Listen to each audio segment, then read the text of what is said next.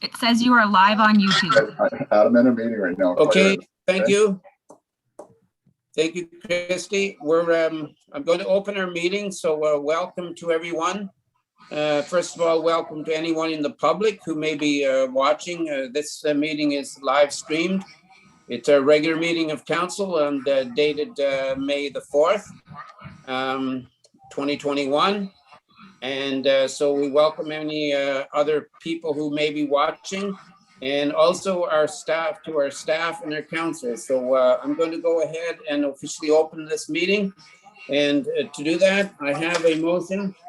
It is moved by Klaus Vandermeer. Well, I first have the first motion. It was moved by Klaus Vandermeer and seconded by Ian Straight, that council agreed to move items 9F from information item to action item for discussion. I just noticed, Joanna, this question is for you. It was me who moved 9F, but I had also asked for 9E, or is it coming up in another part of the meeting? Sorry, no, I didn't get your message about 9E. If we want to toss that in the resolution, that would be great. Okay, so I'll reword this then to agree to move items 9E and 9F from information item to action. Anything else? All in favor? Okay, that is carried. Thank you. Can I just interrupt for yes. a moment? I can hear feedback from something. Is anyone watching anything, or just because I'm having trouble hearing? Yeah, I don't know where that's coming from. Okay, it's gone away. Also, if I may interject, please. Pardon me? If I may interject. Yes. I think we forgot the moment of silence. Yeah, we're going to do that. Oh, sorry. Okay, I just didn't see it now. Yeah, no, we're going to do that. Thank you. So I think I still hear that. Do you? Yeah. Yes. Could it be our listening audience? I don't think so. That's weird. There, stop. No. No, there. Okay. I'm now going to then I'm going to have the next motion, which was moved by Karen Jennings and seconded by Jeff Carroll, that the regular meeting of council agenda dated May the 4th, 2021 be approved as circulated. All in favor? Okay, that is carried. Thank you. And thank you, Klaus. I jumped the gun there, but I'll go back. And now I would like to ask everyone to have a moment of silence. And before we do that, I would like to mention two people who have passed away. First of all is Andy Perrant, who was the owner of, I believe it was Big Sky, who was the company, and they served Montague by looking after the dog pound for Montague Township. So Mr. Perrant passed away recently, and I'd like to pass our condolences on to him, to his family and his friends. I think we can safely say that, at least for myself, since he's been involved in Montague, I don't think we've ever had to deal with a problem that the service that they have given to Montague Township. So I think on behalf of council, I'd like to say that he's definitely appreciated, and we'd like to pass our condolences on to Andy's family. The other person I'd like to mention is someone who has been a resident of Montague Township pretty well her whole life, and that being Mrs. Leach, Irene Leach. And Irene Leach was Bonnie Burson Leach's mother. And Bonnie, at least Mrs. Leach, was 96 years old. And I think a lot of people don't realize and maybe remember that I believe Irene was our treasurer in Montague Township way back. I think I'm going to say at least the 70s and maybe earlier. So she's been a long time staff member in Montague, but also a long time resident. Her and her husband and her family, they lived on Matheson Drive their whole life. And the farm that they owned was really one of the nicest farms, a heritage farm in Montague Township. And I'd like to pass on our condolences on behalf of council and staff of Montague to Bonnie, her two sisters, and the rest of her family for the passing of Mrs. Leach. So if we could have a moment of silence and we can remember those two people. Thank you very much.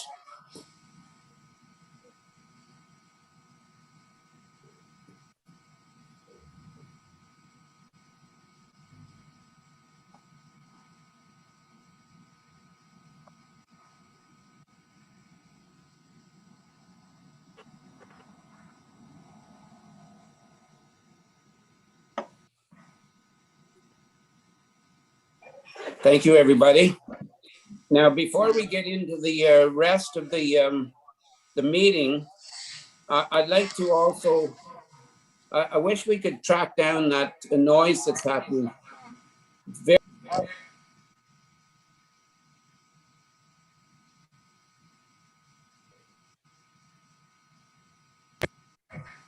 Can you hear me, Joanna? You were muted there for a minute. So I don't know how, I did not mute myself. I think I don't Christy's going through and muting just to see who it might be. Sorry about that, Bill. Yeah, no, that's okay. If we can try to find out who that is, because I don't know whether it's distracting for everybody else, but it's a little hard to hear sometimes. So maybe she'll find that out.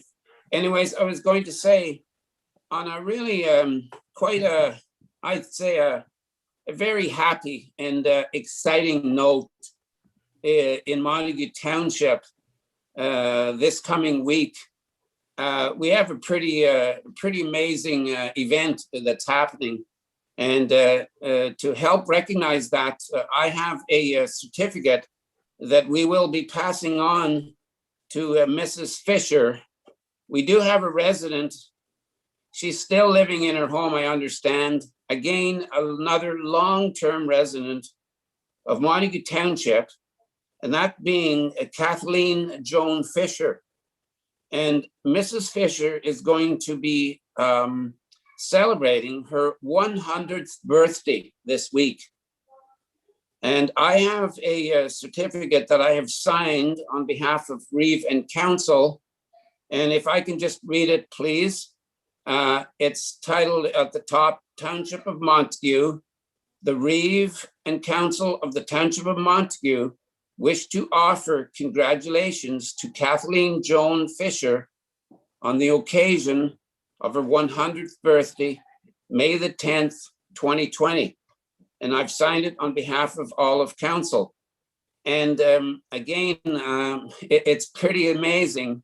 I'm not sure that we have anyone else living. It would be very interesting to know, but I'm not sure whether we've had whether we have anyone else living in Montague who has lived such a wholesome life as Mrs. Fisher. I've known her for a long, long time. And again, a little bit of history. I'm pretty sure I'm correct on this, that Mrs. Fisher's husband was the building inspector for Montague Township for many, many years. And now we may be going back into the 70s. I know in the 60s when I moved here. So again, a lot of history. So congratulations, Mrs. Fisher, and for this occasion. And we will make sure that the certificate gets delivered to her by her birthday on behalf of all of council. So thank you, everybody, for that. Now I'm going to move on to the minutes of the previous meeting. And I have a motion moved by Ian Straight and seconded by Klaus Vandermeer that the minutes of the regular meeting of April the 20th, 2021 be approved as circulated. All in favor? Those minutes are carried. Thank you. And is there any business arising from those minutes? Okay, seeing none, then we're going to move on. And tonight we have no delegations, and we have several reports. In the first two, the first report is yours, Stephen, and that's on the Public Works Manager report on the roof information. So welcome, Stephen, and to everyone and anyone who may not know, Stephen is our Director of Public Works. So thank you, Stephen. I'll let you take over. Thank you, Reeve. So April 20th, I brought a report to Committee of the Whole with two design options, which was submitted by Greer Galloway. The recommendation is to direct staff to advise Greer Galloway to proceed in completing the design of option 2. And this was brought to council just to complete the formal process. And that's basically a pretty brief report on what was covered.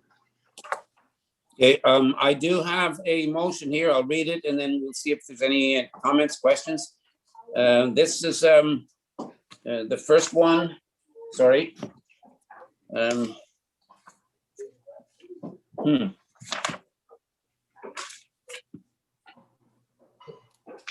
sorry about that. I forgot there's one on the other side. So this motion is moved by Klaus Vandermeer and seconded by Ian Straight, that council received the following report. And that's the Public Works Manager, Stephen Rothwell report for the roof information, and that the following be approved, that council directs staff to advise Greer Galloway to proceed with completing the design of option 2, replacement provided. Any questions and comments? Klaus? Yes, Klaus, I think you're muted. All right, there, you hear me? Yes, now we can. Okay, sorry. Stephen, was there any windows going in? Yes, so that was more or less on the association hall. That was not part of where the design scope was. So that's just kind of something extra that was missed, I guess, but there's no alteration of the association hall. Okay, thank you. Seeing no further questions, all in favor? That's carried. Thank you, Stephen. And the next one is also yours, and that's on the roadside spraying. Thank you, Reeve. So the recommendation for this one is the council directs staff to award tender PWM 38-2001-21 for roadside spraying to Uyghur and Kerput for $4,377.72, which is including non-recoverable HST. Staff brought this forward in April 20th for Committee of the Whole. It all followed the procurement policy. As stated in the report, it commences May 25th and is a completion of the 29th of October. So sometime in there it will be completed in the Township of Montague. I'm going to continue to monitor locations. We have uploaded some locations where we will be doing spraying if it's passed tonight. And if there's any areas that require immediate action, we can definitely alter where the locations are going to be. And then if there's any residents that would not like spraying to be completed near their address, they can fill out a form which can be obtained on our website. And for the financials, it came in under budget, which is budgeted of $5,000. Last year we used $4,812 of it, and so this year we're about 87%. Any questions and comments? Stephen, I have a question about this. You say that you're going to be monitoring the locations. And so obviously we monitored it last year and maybe the year before or whatever also. But my question is, and that's about the locations and so on, but I'm wondering if we could see a report possibly sometime where we would see maybe the comparisons of what we had to do this year compared to what we had to do last year or the year before, to see if we're making any headway. Is there any, would we be able to have that information? Yeah, if council would like an additional report brought on that, I think it's definitely something that can be done. I know I'm going to be working with our grass cutters, as that's also something that, in speaking with the county, grass cutting can contribute if it's not done at the right times. So trying to work with grass cutting, spraying, and trying to get rid of this noxious weeds by doing everything we can. So I would say later on in 2021, we can, if council would like, we can bring forward something on that. The other, as a follow-up there, I'd like to also ask, first of all, I know that the county monitors and they let us know the comparisons from one year to the next, so that we can see whether we're improving or not. And the other thing though is that regarding the noxious weed, the wild parsnip, that one specifically, it's really time sensitive, and as you've just said, and I know you realize this also, that there's really only about at least they've always told me that there's only about 1 week, not much more than a 1 week window, when you can actually spray to get the best, to make it the most effective. And so with everybody wanting to do it at the same time, how are we assured that that we're going to be able to have it done at the right time so that it actually does work? Because, and they also tell me that if we, how many times are we spraying? Are we spraying, we come back the second time, I think. Spot spraying? Spot spraying, yeah. Yeah, because I've been always told that if we did it 3 times, I'm not saying we have to, but the first time you get most of it, but you have to pretty well do it 3 times in one season to actually kill it. But I'm just concerned that we have it done the right week, because I don't know how everybody in the county can get it all done at the same time.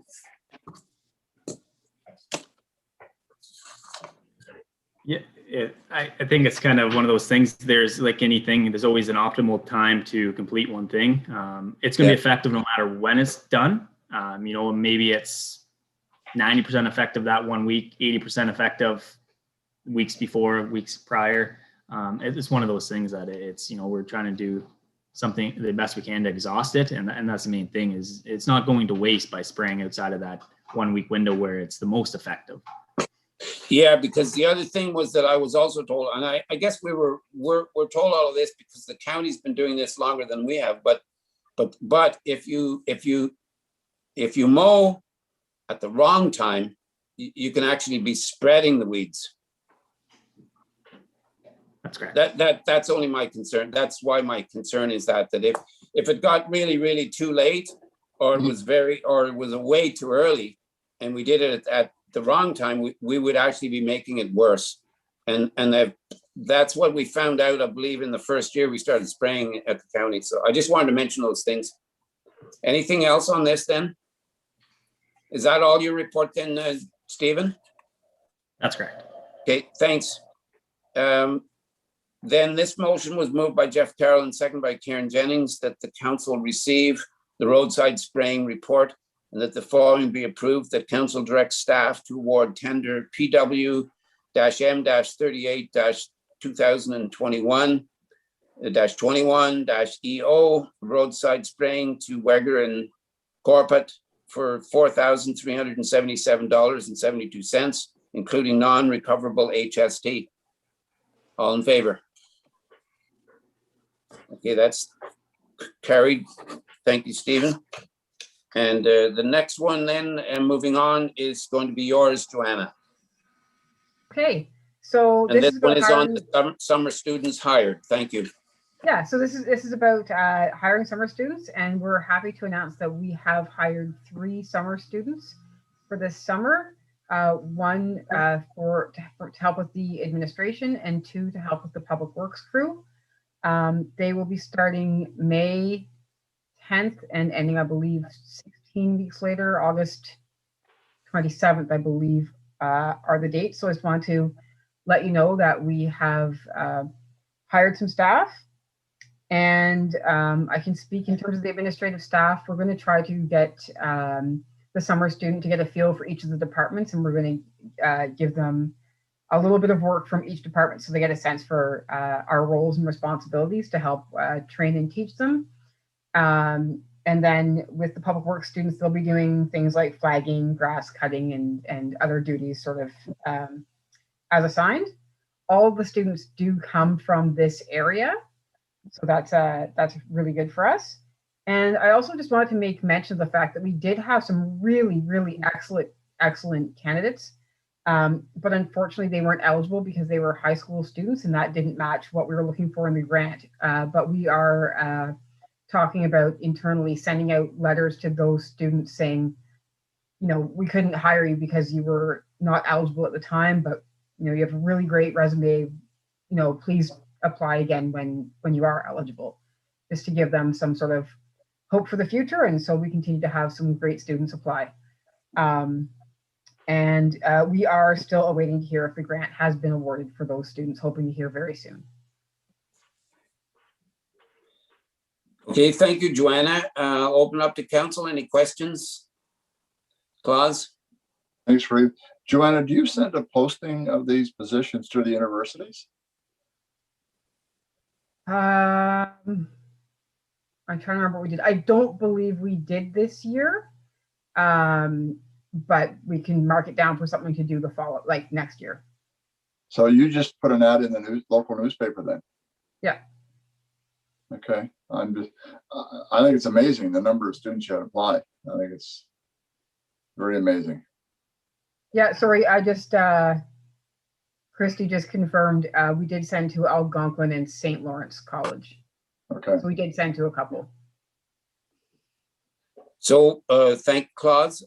I also think that we've been very, very blessed in past years with all of the students that we've had. We've had many good students, and I really have to compliment this council and previous councils for actually going in this direction and hiring young people to help us, because as I said, we've had great response, and this is also a good news story where you have so many people wanting to work, and I guess the word must spread that they like working here, because but I think that we're also the winners because we've had some very, very good students. So thank you, Joanna, for all of this work and for looking after this, and we'll be looking forward to meeting them somewhere along the line. Hopefully by the end of the summer, COVID will be over and we'll meet them in person. But I'm sure we'll see them along the roads or around the buildings. So thank you, Joanna. And so if there's no other further questions or comments, then I have a motion. And then it was moved by Ian Straight and seconded by Claus Vandermeer that council receive the summer students hires report, and that the following would be approved, that the council received the report on the hiring of the summer students for the 2021 summer months. All in favor? Okay, that's carried. Thank you. And now we're going to move on to the reports of the committees. And I have a motion moved by Karen Jennings, seconded by Jeff Carroll, that the minutes of the committee of the whole for April the 20th, 2021 be approved as circulated. All in favor? That's carried. Thank you. Any business arising from those minutes? Seeing none, we're moving on to the next report, and that is the Recreation Committee meeting, the Recreation Committee minutes. I think everybody's probably seen them. Any questions and comments? That's you, Karen, first, and then Jeff. So the first question I have has to do with, did the committee come to any consensus of the structure of the committee under their new terms of or drafting new terms of reference? And the second question has to do with the septic system at Rosedale Hall that's noted. So we'll take the first one first. We'll take the Okay. first question first. Yep. And maybe we'll have to go to, now, Joanna, I'm not sure whether you want to answer this or whether Jeff, maybe Jeff or Ian, they're reps. I didn't attend the meeting, so I'll let Ian and Jeff take the first question. I can take the second question. So the first question of yours, Karen, was on the terms of reference, if there's been any consensus. I'm suspecting that a lot of what's talked about at the committee level comes back to council, and some of it comes back to council for us to either discuss it or approve it or whatever. So I'll just turn this part over here then to for this first question to either Ian or Jeff. Jeff? Go ahead, Jeff. Sure. I think for the terms of reference, I think that it was good to have a nice little discussion to kind of get the feeling of the members there, and a lot that I think they were good with as far as making sure we had, we were growing to 10 members, which is very good, and I think they were happy that we had extra members to make it more ideas, and the new members we got, the little bit that we've seen them so far, they've been great. It's great to have those new members. The other side is the comments, I guess, about the council members and the council involvement. And we kind of got it from loud and clear too as well from those members that they really appreciate the council involvement and the council support, which I think is really nice. So I know we have to, and we did discuss sort of the quorum of council and everything else as we're trying to manage the rules and regulations as along with making sure that we support them as much as possible. And the committee was very boisterous about liking the support that obviously Ian and I bring, and also that Bill's that was bringing in with his part of it, even as sort of as a non-member, I guess, but as his contribution. So I think a lot of that we'll discuss it probably more when we get to our part, but I think that's the big part. And I think Joanna's done a good job at when we read our terms of references in the next part, trying to really bring that together so everybody's happy and we have as much involvement, because like I've stated before, I think, and I stated that in the meeting, is the members of council that are trying to be active with the recreation committees. We're there to offer much support, and the reason why we're there is because we're trying to do good in the community. So we're going to watch the quorum side of things, and we'll discuss that later. But obviously keeping as much activity as I think the people that are there. And I know, I mean, I can't speak for Councillor Jennings, but I know, she would love to be probably involved too as well with some of it too as well. So we want to make sure that we have as much help as possible. So I hope that kind of answers the terms of reference one. Was there another part too, or is that somebody else should answer that one? Or Councillor Straight wants to also chip in. Did I miss anything, Councillor? Sorry, I should say that too. No, I think you definitely hit that the nail on the head there, Councillor Carroll. In regards to what you stated, I think as you said, the committee was pretty adamant about the terms of reference, and they definitely enjoy the participation from the council members being there and having the support from council as a whole as well. There's a couple other things, in regards to attendance and stuff like that of people who are on the committee that were brought up, and a couple other little minor variance points I think that were pointed out. But I think that, as Councillor Carroll has already said, Ms. Bowes has already done a pretty good job of capturing a lot of that in the new terms. So we will see where that all turns out. So Jeff and Ian, then are you saying that there's going to be another discussion at the Recreation Committee regarding the composition or non-composition or what? In the committee a whole next. I see. Okay. Yeah. Okay. Yeah. Okay. And now back to you then, Karen, with your before I go to the second question, Claus, you had your hand up. Yeah, thanks, Reeve. I look forward to the final terms of reference, because just reading here, I'm a little confused. They said only one member of council on the rec committee, and then they jump into stating that Beckwood Township has 5 councillors on there, and so on. So I'm looking for a clarification on that, which I guess will come in the final terms of reference. But right now, just reading that, it's quite confusing. Okay, so then moving back to you, Karen, for your second question. Joanna, did you want to answer that one? Yeah, I just, so you're all aware, and I just got it today, that we do have the septic permit for the Rosedale Hall. So that's been approved, and we are looking to get it installed probably the first week of June. Okay, Does that, thank you. that answers it? Yep, I'd say so. Okay, any other questions and comments then? Jeff? Yeah, so a couple. So I think the first one is we went over the name of the, I'm going to call it the old Recreation Committee now.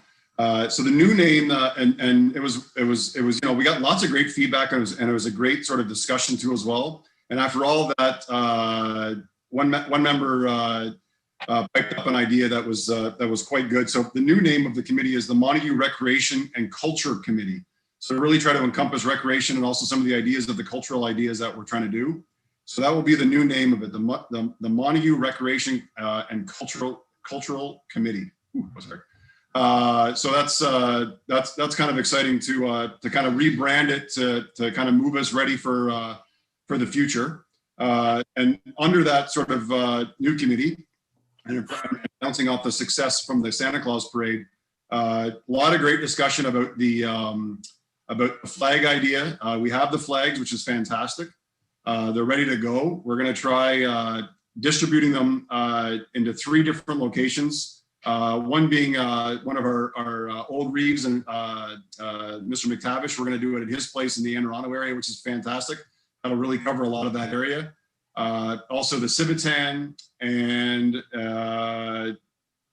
where's the other place? Oh yeah, the Montague School too. So we try to find those places. So if we can use this avenue, and if people can use their avenues out there to make sure that as we get more communication is going to come out as the posters are being prepared to get out, so we can get as many people to kind of come and pick up their flags there, and we can really we kind of got a hashtag that we're looking at getting going to as well, sort of like a hashtag Montague Canada Day 2021 that we can really blanket, so that'll kind of drive the traffic to our Facebook page and really sort of hopefully make Canada Day kind of a bit of a splash in Montague, which I think would be a lot of fun. And if we can get as many people out, because if the leftover flags, we're going to have to get out and try to deliver to mailboxes after the fact so that everybody can have them. But I mean, I think this is going to be a really cool idea that some of the committee members really came up with, and everybody else has ran along with, to kind of make Canada Day in this COVID time again a little bit different, a little bit of fun. So I mean, kudos to the crew and Maggie really trying to make it look good and getting the stuff out there. But those are kind of the 2 highlights that I'd like to key on. But you know, some good things that the group is really trying to get going with, and I look forward to sort of as the year progresses and everything else, because I think we might have some good things coming. So anyways, thanks. Ian?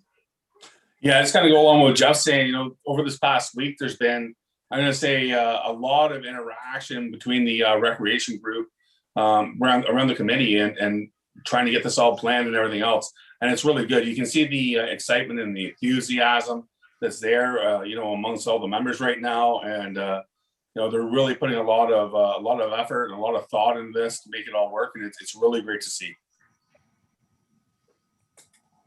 Thank you.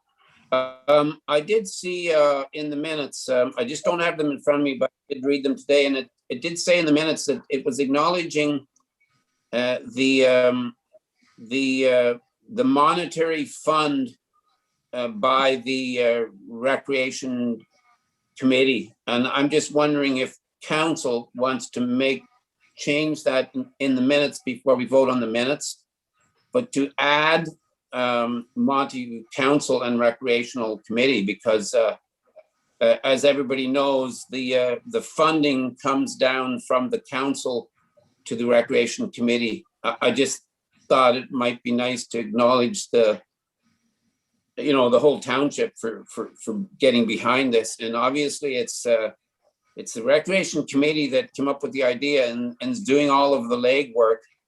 But the funding actually did come from the council. Should that be acknowledged in the minutes? Jeff? I totally hear what you're saying, Reeve. And I partially agree. The other side of it, I really like the focus to be on the recreation committee, the recreation culture committee, just so they can really get more and more momentum going.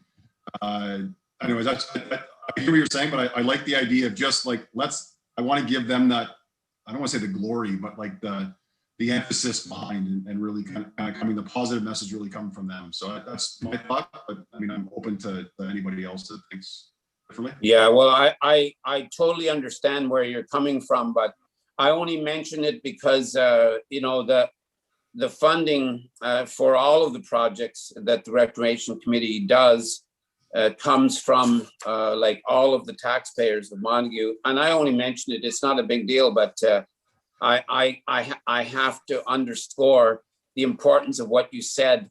I think we're already very appreciative of the Recreation Committee and what they're doing. And it's unfortunate that we have COVID-19 to get in the way of everything and all the plans. But this is such a fabulous, I guess you could say, social distancing project to celebrate Canada Day. So we have to be behind it, and I'm sure we all are. I just mentioned that in case anybody wants to change the minutes. Otherwise, I have the motion here. So, did you have your hand up, Ian? It was kind of dark there. I didn't see. Nothing. No. Okay. No. So if there's nothing else on the minutes of the Recreation Committee, I have a motion. It was moved by Karen Jennings and seconded by Ian Strake, that the minutes of the Recreation Committee meeting of April the 27th, 2021 be approved as circulated. All in favor? Okay, thank you. And then usually we approve the minutes and then we go to business arising from the minutes, which we've already done. But if there's any other business arising from those minutes, we can handle it now. Okay, seeing none, then we're moving on. And we have no petitions. We have one bylaw, and the bylaw was moved by Ian Straight and seconded by Klaus Vandermeer. That bylaw 3829, 2021 being a bylaw to establish and impose tax rates for the purpose of raising the general municipal, county, and education levies for the year 2021. Be read a first, second, and third time and passed, signed and sealed this 4th day of May 2021. All in favor? That one is carried. Thank you. Now, we have no notice, motion and notice of motions.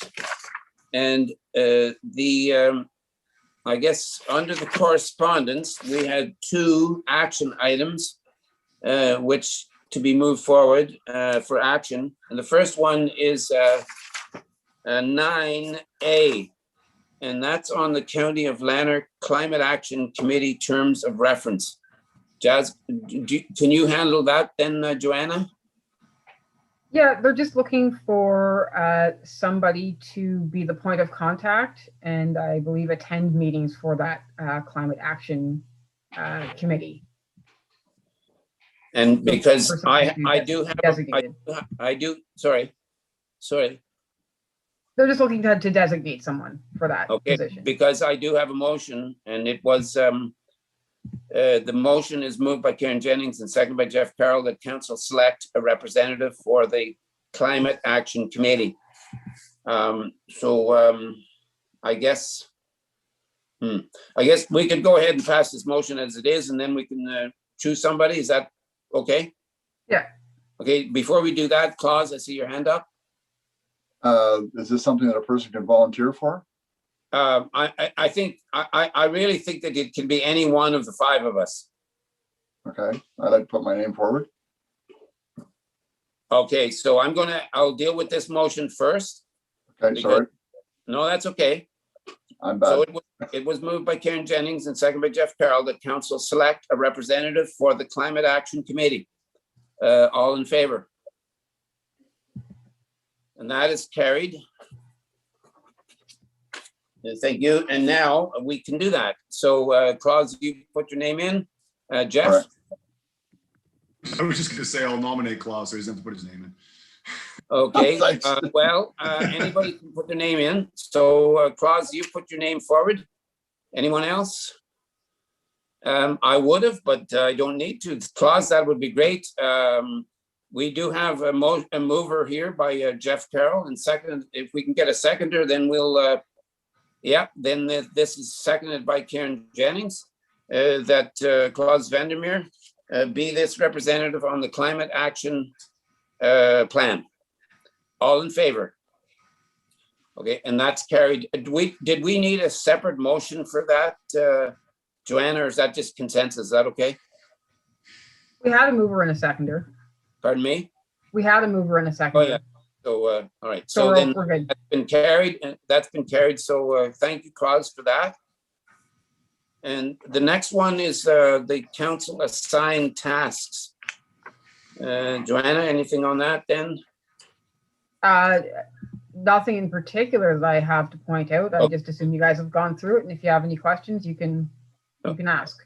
Okay, I don't have a motion or anything on that, just in case there's any questions. Information. Okay, seeing none, we're going to move on then. And that's moving on to the information items. And there were two moved forward. That was E and F. And the reason I moved both of these forward. And the first one was E, and I guess I moved this forward. This is regarding this email that I'm sure everybody read from the province, talking about them wanting all municipalities in Ontario to do this, to take part in this survey and this workshop. And the general idea that the province wants to do is to strengthen the accountability for municipal councils all across Ontario. If you read this, there's two things I wanted to mention. There is an online survey, and that is for all members to fill out. And there's a link there that you can go to. So first of all, it's for everybody on council to fill out. And also, I wanted to mention that if you read that, again, if you read it in detail, you'll see that there is going to be a consultation session. And it's going to be on May the 20th. And it's at 1:45, so it's in the daytime on May 20th. And they're looking for one member from council to sit in to be the point person, I guess you could say, on this consultation. I think it's for one part of a day, and it's going to be regarding this whole survey. So I wanted to bring, the reason I moved it forward is because I wanted us to deal with it, but also because it was time sensitive. It's May 20th. Is this going to be this consultation period, and whoever is the point person can bring the information back. It is during the daytime, and I don't mind. I probably would have been sitting in on it anyways, but certainly any one of the five of us can sit on this if possible. So I just wanted to bring this to the attention of council, and if there's any discussion on it. Otherwise, we'll just leave it. So is there any discussion on this? Okay, so I think the way we'll leave it then, because I do think it's important. Oh, yes, Claus? I think Jeff had a question. Yes, Jeff? I mean, I think it'd be good for somebody to be there, for sure. And are you saying you're gonna go on that call though? To listen in? I don't mind doing it. I don't mind doing it at all. But if someone else wants to do it, that's fine. if you don't, anyways, yeah, if you don't mind doing it, it'd be a benefit for sure. I think it would be great. I don't mind doing it, but I did want to bring it to everybody's attention because and all of us can fill in this survey, and the links are all there, so everybody can fill in the survey. So everybody is part of it. All I would be doing is bringing back any information that might happen to come up in that workshop, and bring some experience to that meeting. So Klaus? Since school's probably going to be out, I would suggest that Councillor Carroll would put his name forward on that. School is not out, Klaus. It's going to be out, buddy. It is a very intense online learning, which is, but yes, I did look at the time, and it is tricky because there is some stuff that I might be able to move around, but I am obligated during that time frame to be supporting people. So it is a little tricky, but yeah, school is not out. Okay, so anything else on this then? So are you going to sit on it, Reeve, then? Will you take part in it? If I would have, if anyone else wanted to, that was fine, but otherwise I definitely will do it. Okay, I think that's good. Okay, so we're then going to move on to the next, information item that was moved forward, and that's number F. And again, if you read it, the reason I wanted to move it forward is to make sure, like, I think this is important for all of us. And maybe, and I'd like us to be able to do as much as possible on the website also, but this is about the census. Now, I noticed in our mail, the census came out just today, but the reason I'm bringing it forward is because I think it's important that all of us try to encourage people to make sure to fill out the census. Everybody should. And obviously, the reason why they do the census in the first place is to help all of us make better decisions, and mostly long-term decisions. You know, an example might be like municipalities choose where maybe another school might go, or, you know, anything. This helps with future planning. So I think it's really important, and a lot of people don't even bother with the census, and then they have to come looking for you. So I just wondered maybe if there's a way, Joanna, I'll just ask this question to you, if there's some extra space or effort that we could do on our sites to encourage people to fill out the census. I think we can definitely make it an information item on the site that the census will be coming out, and encourage people to fill out the census. Yes. Well, thank you for that. And anyways, that I'll just leave it at that. It's just to make sure I just wanted to make sure that everybody was aware that it's going to come out. We got ours in the mail today, so I'm sure that everybody will be getting it soon. Yes, Klaus. Yeah, I got mine yesterday, and it takes about 5 minutes to fill it in. I was quite surprised. There's very little information they're asking for. It's just basically who you are, how old you are, your address, and how many people live in the house, and so forth. It's very, very basic. Compared to some census that were sent out years ago that took you half an hour to fill out. This is easy. Yeah. Okay, so yes, Karen. So yeah, Jeff's got the two fingers up. There are two that are out. One is short, one is the long. But I want you to know that I got mine yesterday, and I sat last night trying to get on, and so many were on because of it coming out that the server was jammed over, that it just kept saying, come back later, come back later. So gosh, you did well to get on, because I couldn't get on the internet last night at all with it. I got on, I think it was around 6 o'clock. Anything else on this? Okay, now I'm going to, Joanna, I may have missed this one, and because I just see this one motion that I haven't dealt with yet, and it's been moved and seconded, but it simply says that council received this report for information. I assume that what you're meaning here is number 9B, the council assigned tasks. Is that the one? Okay, thank you. then this motion is for the, I think I'll just I'll just make a note of that here so that it's more specific. Yeah. The,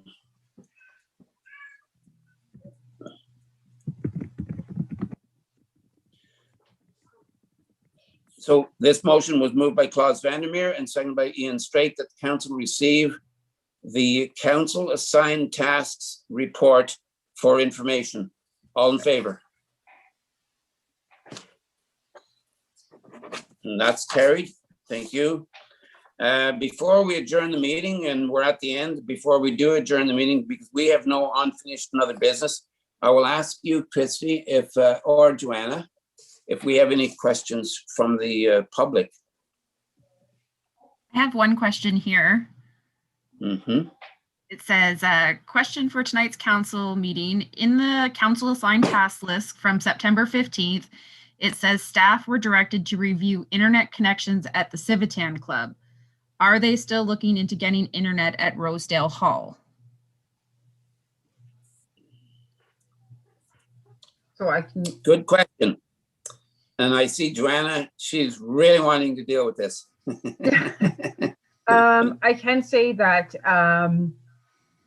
we have looked into a variety of different options, getting internet access to the town hall, to Rosedale Hall, to a combination of the two. We don't have any hard and fast decisions yet. The cost is prohibitive. So I'm just trying to put my thinking cap on and figure out other ways we can make this happen, or ways we can make the cost more reasonable, or whatever. So we are slowly working on that, but there's no end in sight yet. Thank you. And the interesting thing is, I attended a Zoom meeting yesterday, which was it was hosted by the Eastern Ontario Wardens Caucus / EORN, which all has to do with connectivity. And one of the things that was pointed out, what municipalities and what we at the Eastern Ontario Wardens Caucus and the EORN were looking for 10 years ago is not near enough today, 10 years later. So we may have been looking for a certain speed, which we thought we needed 10 years ago. And now 10 years later, it's completely antiquated. So we now have to make our sites even higher.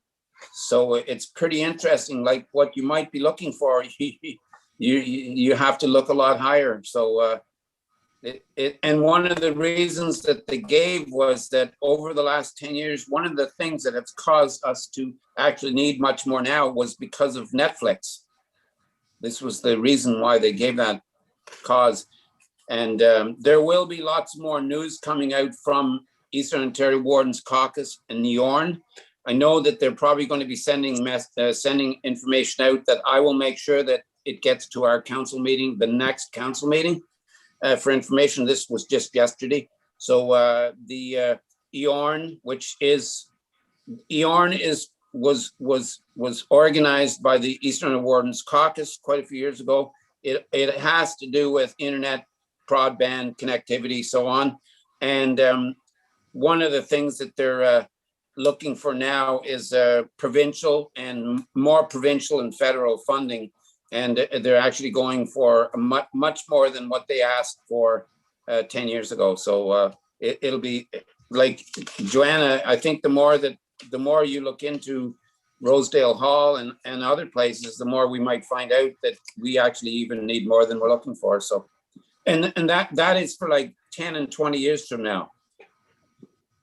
But is there anything else? Any other questions then? So Joanna, are you able to, I know that we've already answered the question, but maybe the person that asked that question, I'm not sure if that person would be still listening. So if that person is not, like, can you make sure that that person gets the answer? Yes. Okay, thanks. No other further questions then? Jeff has a question. Jeff? Yes, Jeff? Because I like keying on the internet, because I think, and you bring up a good point, Bill. about the speeds about 10 years ago. And I think this is one of those things, and I don't want to go on a crazy rant. It's also the dragging of the feet that's been going on with waiting for Huron to get ahead. I mean, we're seeing lots of great things with Starlink. We're seeing lots of good things from the private sector that's getting tired of waiting for that. So I hope that public money gets in there, because it definitely is a huge issue at Rosedale. And just to bounce off what Joanna said, I mean, I've done my own homework and looking into it, and there's not a lot. And I think the people in that area will attest to that all struggle with internet speeds down there. And if they want to speak up and keep voicing up their complaints, I think that's great, because I think we know what we need. This is going slower than it needs to, in my opinion. But I'd love to have high-speed internet and I hope Starlink opens up it to more municipals instead of just being just for private residences, because I think that's something we could jump onto as well. So I know for myself, I want to answer that question in the sense of, if there's another option that comes up before that the Huron system kind of finally comes into play, I'm all game for jumping all over it, and I hope other council members are too as well, because I think that'll give us a solution faster than what we're waiting for many years that this has been going on. So Well, my point of contention, because I want to put it in there, because I hear what you're saying, Reed Thompson, and I think it's great that you're on there and you're voicing what needs to be done, but this should have been done already. And there's a lot of, and they've already wasted hundreds of thousands of dollars on studies that haven't accomplished anything that the private sector could probably grab a hold of. So loud and clear, I wish we could do it more at Rosedale. yeah, thank you, Jeff, for that. And I guess I will say though that there have already been several projects supported by Yarn over the last few years. There's a lot of stuff happening sort of in partnerships right now throughout the province. I just want to make sure that we're not doing a whole bunch of duplication. The new project, and I will definitely be forwarding some information to Joanna to put onto the next agenda regarding this, coming down from the Yarn. One of the new information that was being talked about yesterday has to do with another huge project that they're promoting right now, which needs to be funded by the province and the feds, and that's going to be going for what they call 1 gig instead of what we were asking for, like I said, 10 years ago. And that 1 gig project, if you wanted to look into it, you can just Google Yarn and read about the 1 gig project. What it's all about is being able to put fiber into every, they don't call them households now, they're calling them premises. So they look at they want to be able to get fiber put into every premise, which obviously would include Rosedale Hall, including all institutions, all schools, all homes, and so on. It's a very big project, but I do want to, it sounds like they've been dragging their feet, but they really haven't totally been dragging their feet, because there's been all kinds of projects that Yarn has already supported through funding, which has come from all levels of government. Results are the key, though. It's a huge project, and I'm glad it's still a big project. I'm glad it's still everybody's priority, because we all know that it's one of the things that everybody needs, and really more than ever, because of COVID-19, we see what's happening with people working from home and being at home more. We need that, and it's not a case of wanting it. It's a case of we need it. And the other problem is that in Eastern Ontario, in rural Eastern Ontario, there are still many places that cannot get any connectivity. They cannot get any anything. And a lot of it happens to be in places where there's a lot of cottages.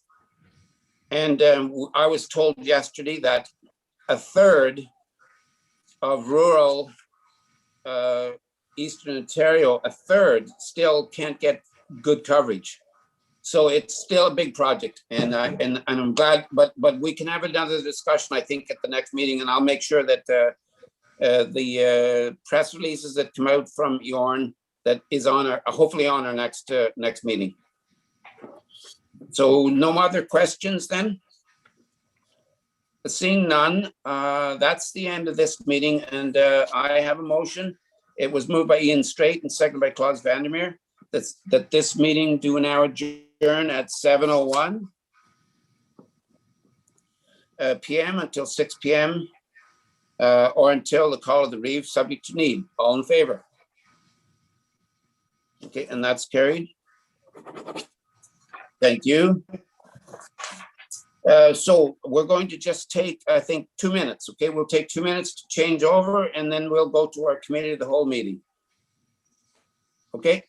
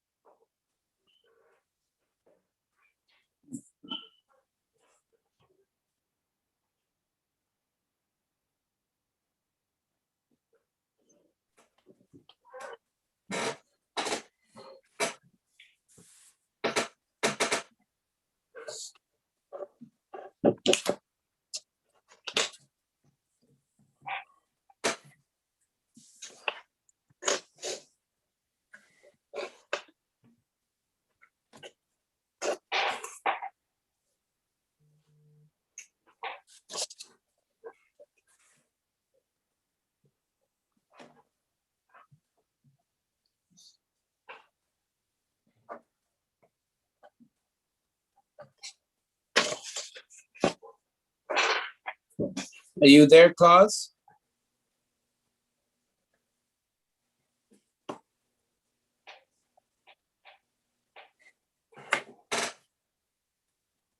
I'm back.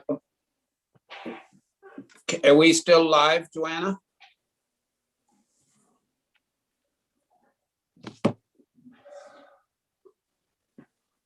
Okay, so I'm going to open the meeting.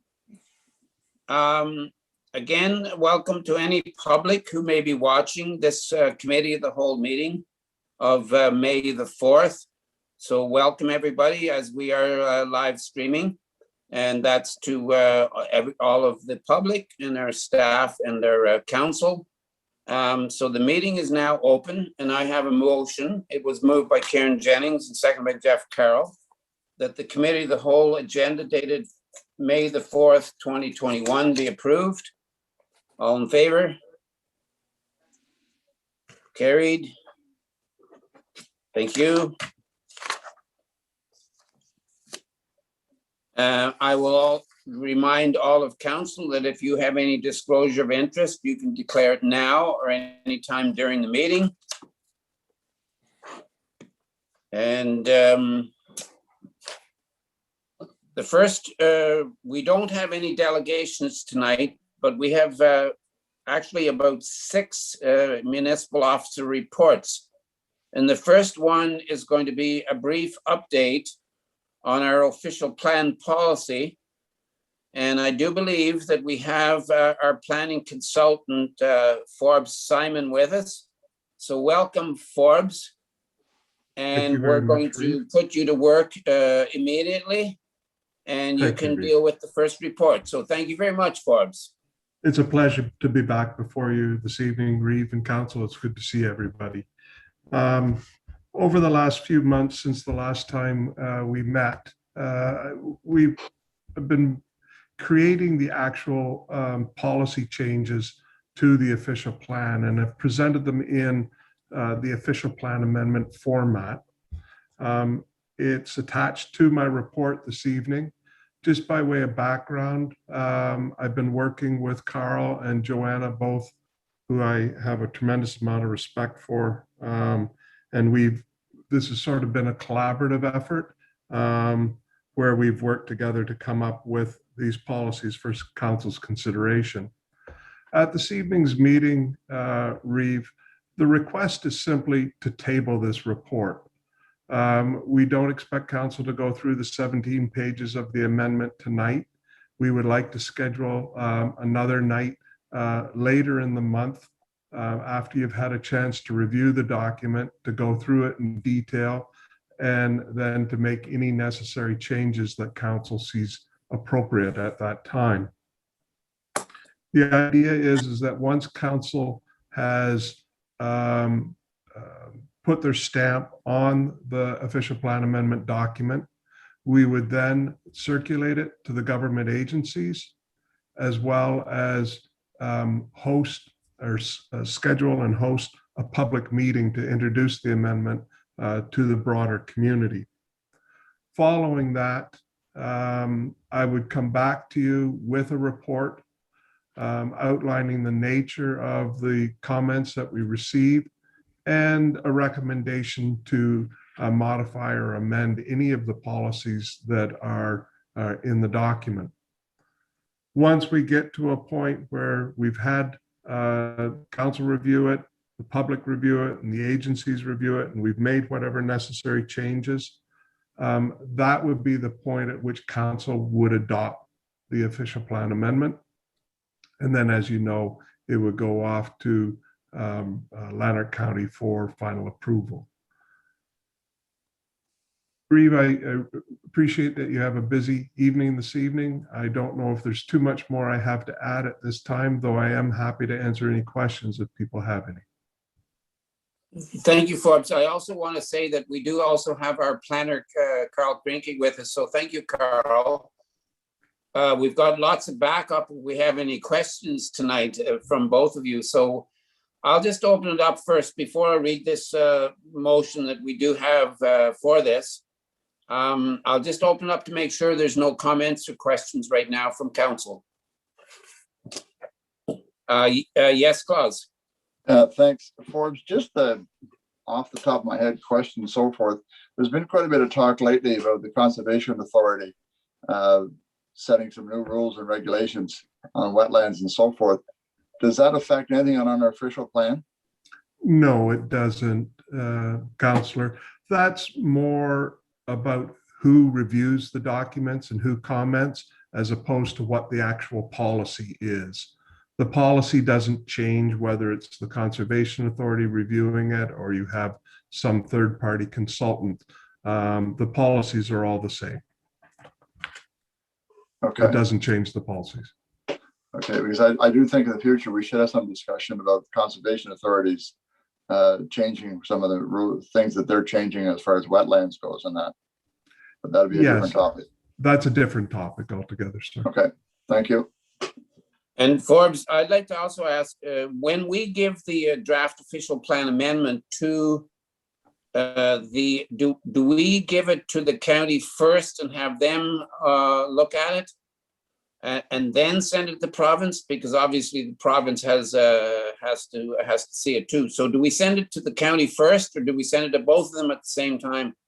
It would be the latter, Reeve. We would circulate the amendment to all government agencies in one blast, the Conservation Authority, the Health Unit, the province, and the county. They would all get a chance to look at it at the same time. Okay, thank you.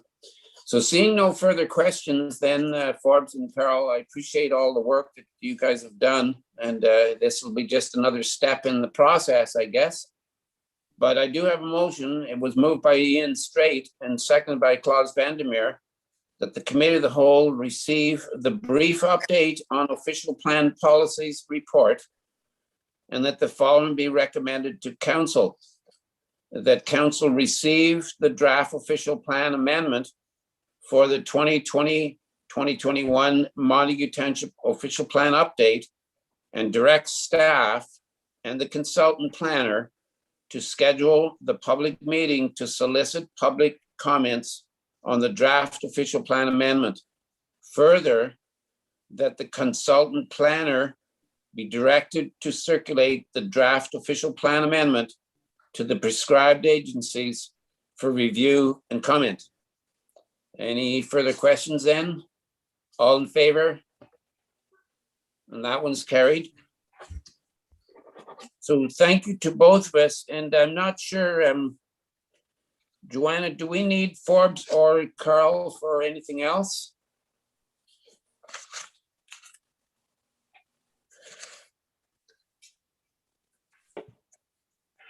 You're on mute, Joanna. Sorry, guys. I don't think Yeah. I don't think we need them for anything unless Carl maybe wants to stick around in case there's any historical questions about this encroachment agreement, which is the next item. That might be handy. Okay, we'll do Aside that. from that, we're good.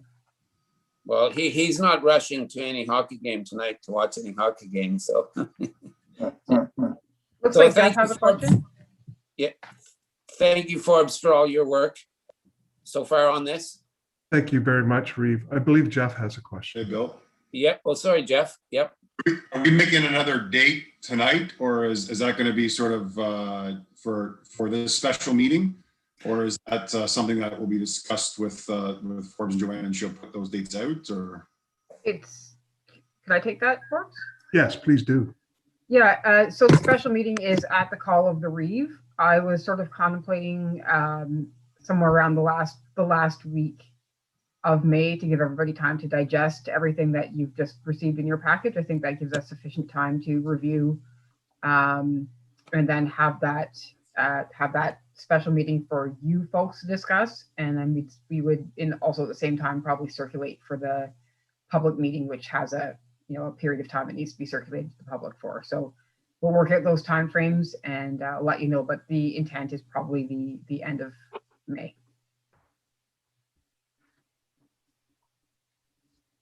Okay, Jeff, Ian? is that okay, Jeff? I couldn't see you very well there. Yeah, that's good. Yeah, thanks. Okay, thanks, Jeff. Ian?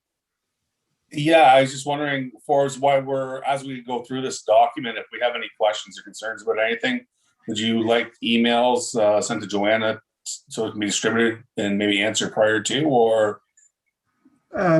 Sure.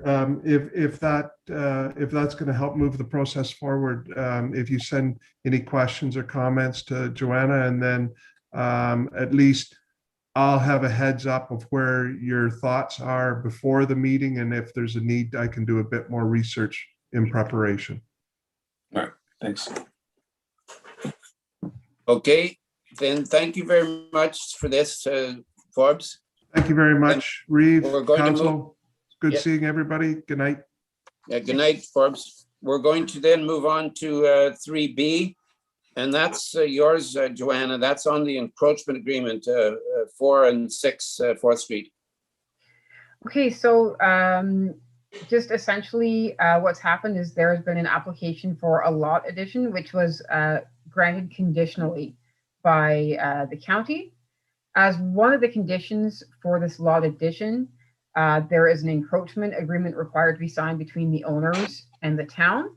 So an encroachment agreement essentially is just recognizing, in this case particularly, that a portion of the house that was constructed is on our right-of-way. So the encroachment agreement recognizes that the house is on our right-of-way, and also sort of protects the owners of the property and the township from liability should anything happen, particularly a township, from any legal ramifications. So in this case, the front of the semi-detached dwelling is somewhere between 2.6 feet and 1.5 feet onto our right-of-way. I attached the very confusing survey of the property and highlighted in red where those particular areas were to try to help. I know first time I looked at that, I was very confused myself. So typically we wouldn't have to probably bring an encroachment. I brought the encroachment agreement to our lawyer for review just because we haven't done one in the recent past as far as I've been able to tell. So I just want to be sure that we have the appropriate agreement and all the appropriate clauses are in place.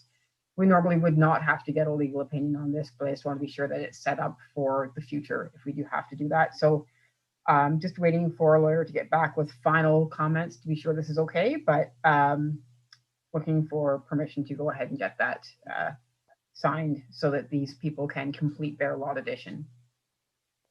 This has Any been question? ongoing for a while. Klaus? Yeah, just looking at your map here, Joanna, so it encroaches onto the right of way of the street, or is this a separate right of way? It encroaches onto 4th Street. So just about a foot in. A foot the or edge two, of the yeah, property. close to 2 feet. So when this house was built, was there a plot plan made for this house?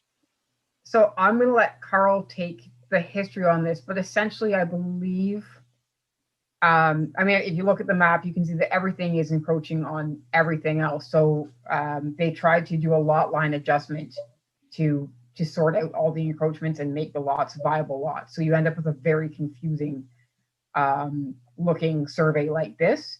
And the rest of it doesn't really apply to us. It's between owners.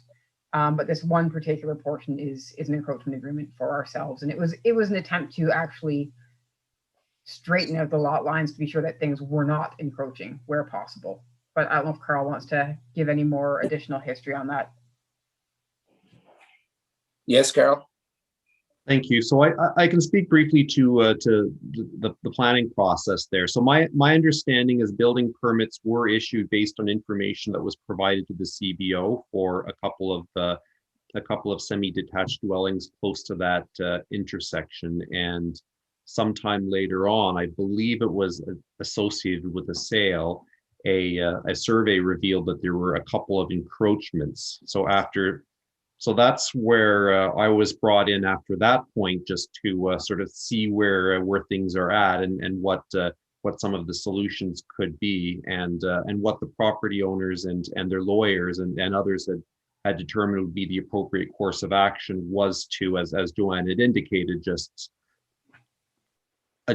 shift a couple of the lot lines over on these parcels just to ensure that every building is on its own lot and there's viable yards. And yes, there was that encroachment was identified on the municipal road allowance, and the township requested as a condition of severance approval that this get rectified and recognized to make sure that to protect municipal liability and sort of recognize everybody's role in the process. So this is one part of the severance, or one condition of the severance application. I understand some minor variances are going to be filed in the near future, just to recognize a few of the awkward lot configurations.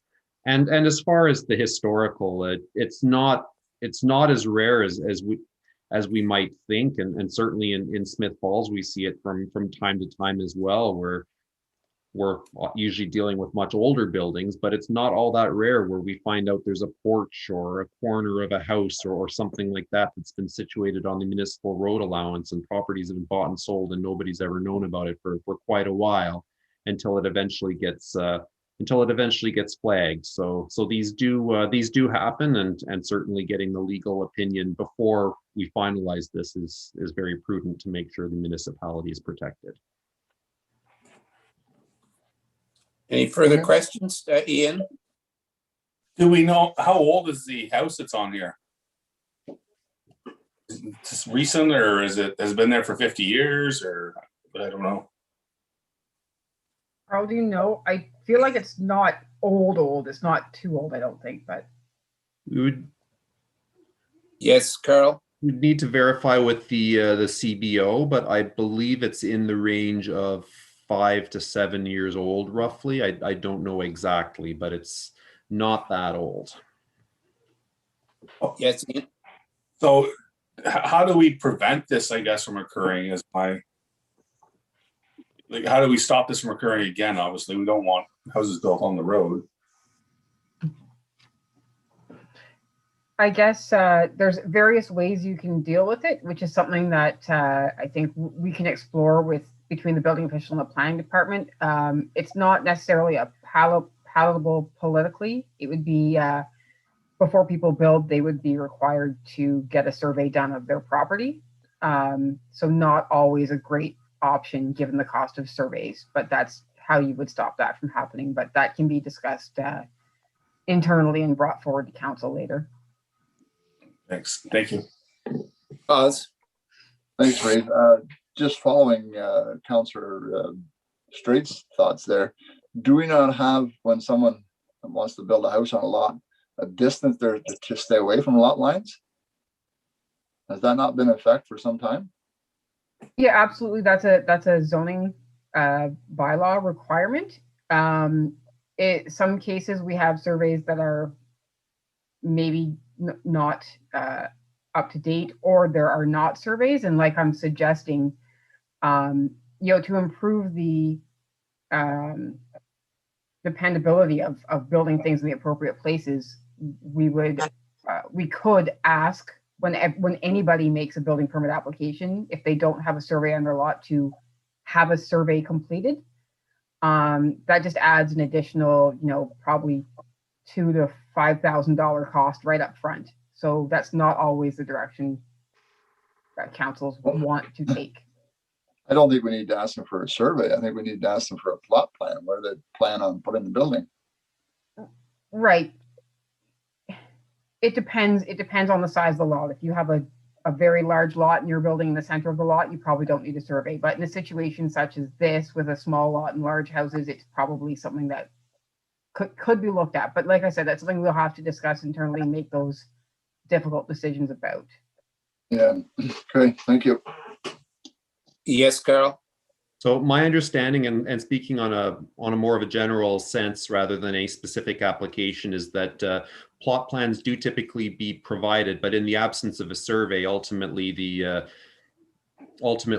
person making the application provides us the information, and the CBO issues the permit based on the information that's provided. And in the absence, the only way to confirm that absolutely everything is exactly where it's placed is through a survey, and certainly the one of the operational elements that we can discuss with Joanna and with Jim is determining sort of the trigger as to when we feel that is warranted. As Joanna mentioned, there is a cost, and certainly it's not our normal, and I don't think we'd necessarily need to go down the route where a survey is required for every building permit, but certainly identifying where that discretion is warranted, certainly to ensure that everything is placed as required. And in this case, I'll note too that there is the application, all these processes were the municipality has not been on the hook for this process. This has been undertaken by them. Thank you, Carl. Okay, seeing no further questions, I do have a motion here that was moved by Jeff Carroll and seconded by Karen Jennings, that the Committee of the Whole receive the encroachment agreement 4 and 6 4th Street report, and that the following be recommended to Council. The Committee of the Whole directs staff to bring the item forward to the next available Council meeting for approval with any amendments made based on legal review. All in favor? That's carried. Thank you. So thank you for this work then, Joanna and Carl. And I guess if there's nothing else that we need Carl for then, unless you're wanting to stay for all of our meeting, Carl, you're welcome. But I don't think there's anything else we need you for now. So thank you for everything up until now. Good night. See you, Carl. Thank Hi, you. Carl. Good night, Carl. Thanks. So Joanna, we're moving on then to number C, and that's your report on the Police Services Board. Yeah, I'm not going to go through this entire agenda item. I'm going to assume that you've all read it. Essentially, there was some legislations that have changed, which requires sort of a new setup for our Police Services Board. So there were 3 options provided. One is one board under Lanark County. One is an urban-rural split. And the other is to divide into an east and west board. So we're just looking for you to make choose an option that you find the most palatable. Just to let everybody know, I've been sitting on the Police Services Board for, I guess, for a long time, let's put it that way. And it was quite a few years ago when we started talking about a new model in Montague Township. And the reason we did that is because some of us saw a situation that was, we were really duplicating a lot of work by OPP. As most of you know, there is a bigger Police Services Board in Lanark County. It's not a county Police Services Board, but it's a board that represents all municipalities, and then each of us have our own. And what was happening over the years was our detachment commander would have to come to our own meeting, but he or she would also have to go to all of the municipalities and report the same thing. And there was a lot of a duplication, but we knew that the province was going to be coming down with a new act, and which is what's happening now. And part of that was to review the different models. But I can say, just to let you know, from my perspective, was that I've always liked the model of just the one county model, where we all sit together. First of all, the 3 or 4 urban areas, they're not big cities. And I find that the urban municipalities and the rural municipalities at this at the county level have always worked fabulously together. And we would always look out for each other, whether it would be something that needed to be talked about in Carlton Place or Tay Valley. So there's 3 models that are put forward there in this report. And I think, Joanna, like, I know that there's going to be a Lanark County meeting about this, but I also believe that each municipality is going to be having our own meeting. And I don't think ours is set up yet, is it? It's not yet, no. So my understanding is that the Montague Police Services Board will be having a meeting in the near future, but each municipality is going to do the same thing and then take any discussions at the local level to that county police services board. And so I would hope that all of us could read the different models and have our own input. But I think it's really important that if our own Montague Council and or staff has any comments that they'd like to make sure to get them into Joanna, so that Joanna, you can bring them to our police services board meeting in Montague, which means then that the Montague board can take it to the county level, if that's okay. So I don't know if council has any questions and comments now, but that's going to be the process. I believe there'll be a meeting of the Montague Police Services Board, and then we will take it to the county one. So Jeff, you had your hand up. Yeah, Reeve, I know you've been on the police services board for a long time. I was on there with a short time with you, and in that short time, learned a lot. And one of my biggest sort of eye openers of it is sort of the not a lack of clout, but also the lack of ability to make sure that that you're looking at the community as a whole and doing the right things, and trying to dictate to the OPP from Montague is a little bit difficult. Not that we want to dictate, but I think it's really just having an open conversation. And I'm a big fan of option 1. I think I said that even back in 2016 when I was on it, saying this needs to be Lanark County wide. That's what we need to have a committee just specifically for that. So if we have initiatives or there's discussion about what we want to do in the county, it's really coming from the county, and we can kind of give some information to the OPP. It also opens up the door to other police agencies if we want to have our own police agency in Lanark County and then control that way, which is a very good option considering the size of us and that population base. I think it's a great idea to have that. And really, our in my point of view, our issues are, yes, there's some unique issues out there, but we share a lot of the same issues in the county. So really having it as one umbrella to overlook at it. It also brings in the social services side too as well, which I think they've done a good job with the police roundtable, but I think it really bridges things a lot better together to see how we can better service the community with the police services, with the social services. So there's a huge benefit to it. And it doesn't take away, and you can say, well, does it hurt our say? We don't have any say right now. It literally, and I don't mean any disrespect to the police services board.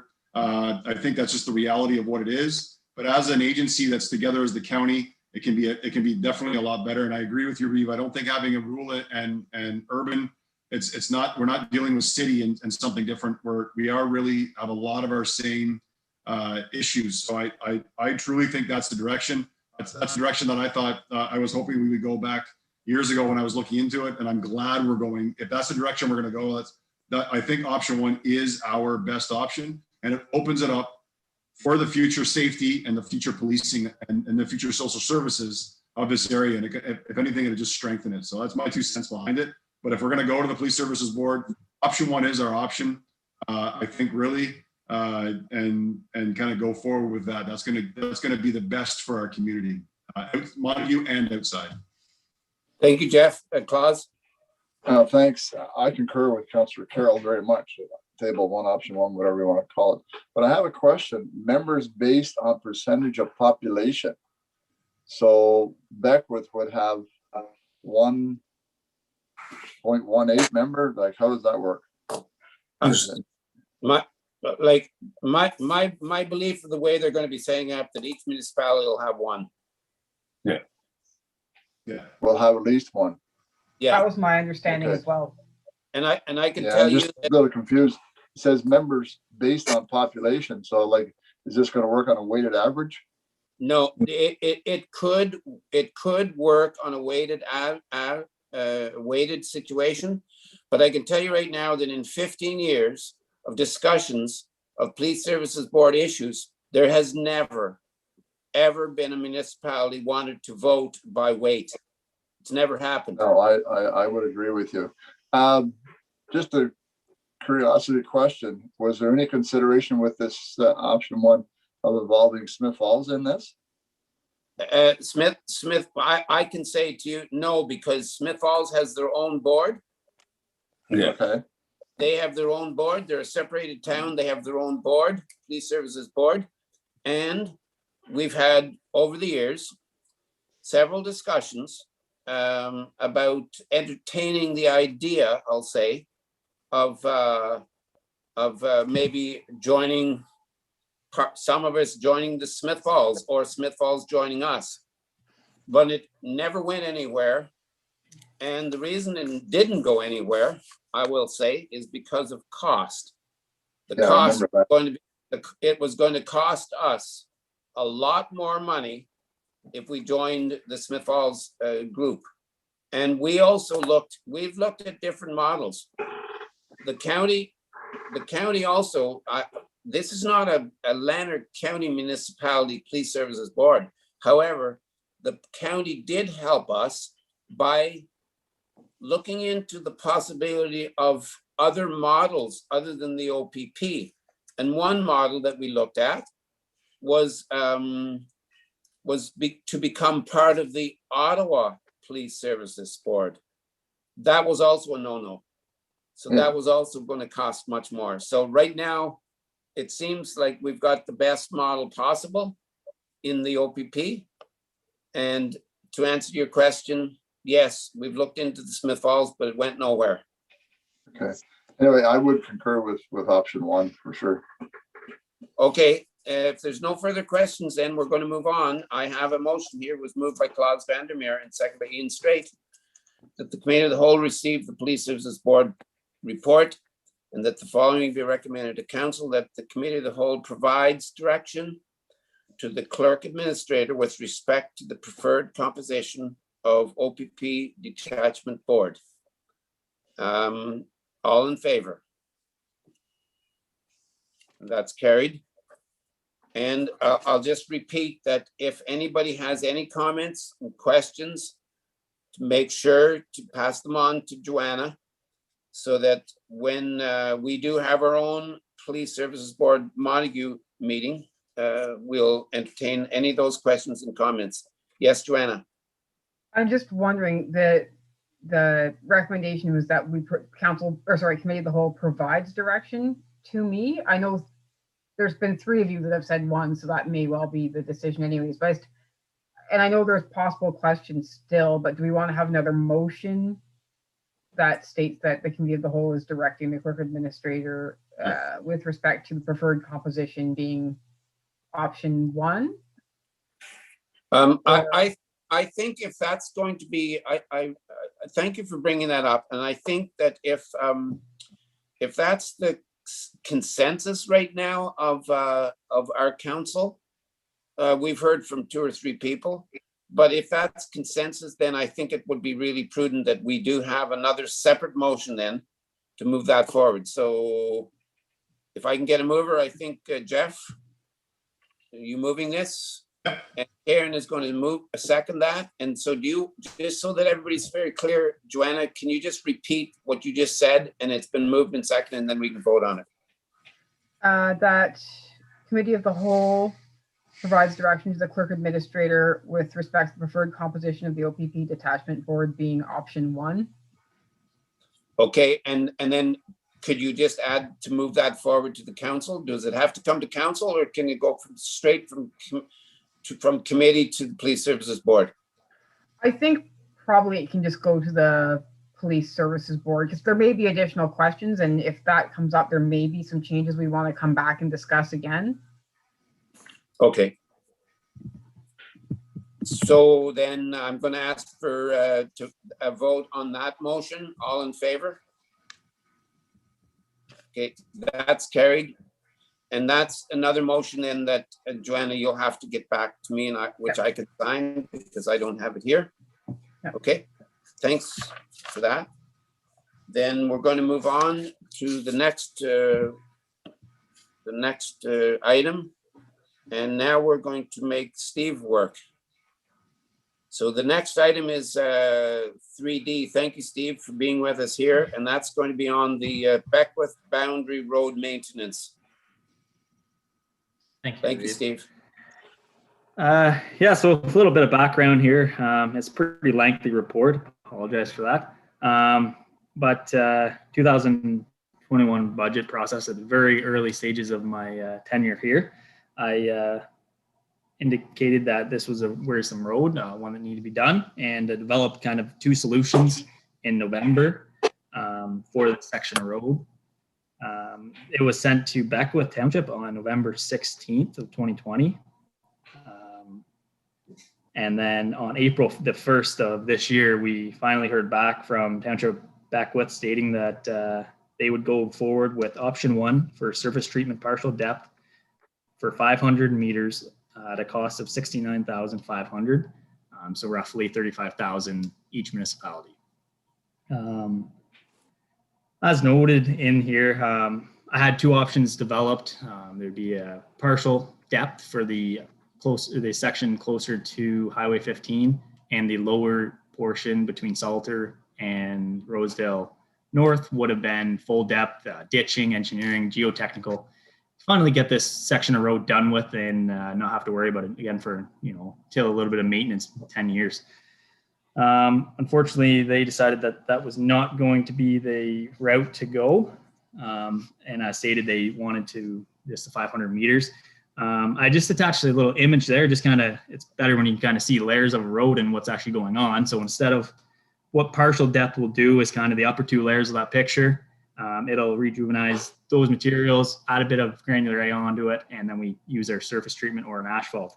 As you can see, McLaughlin Road in the one section is closer to an F condition rating. It is deteriorating beyond repair.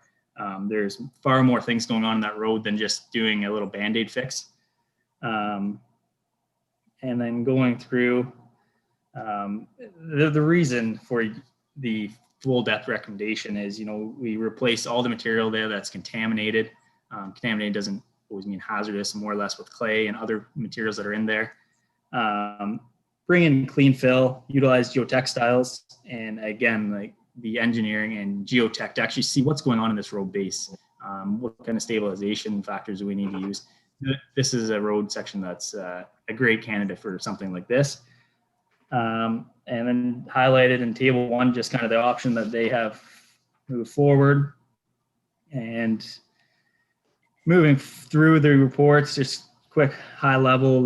So we have included in our current 2021 budget was for the full 1 kilometer section at a cost, we budgeted cost of $202,000. Beckwith at 50%. We're roughly, total funding right now would be $200,000, $36,000 and $750, with Montague fronting 85% of the road costing at this point. Later on in the report, there's a couple of different options if remaining with that current budget. One would be to only do that 500 meters and try and get the max out of what we have in there. At a 50% share, we're down to the $70,000. You can do pulverizing with surface treatment and fog on top of it. It will create a better driving condition for the short to medium term of maybe 5 years. Then we'll be having this same conversation in 5 years' time when this road is failing again. Another option is to pulverize and bring it right to granular surface and maintain it with a grader, and it just to create a safe traveling surface, which we do not have right now. The potholes are getting close to being outside of the minimum maintenance standards, and it's definitely a worrisome road right now, which Montague Township staff is fielding numerous calls and spending numerous hours on the phone about this section of road.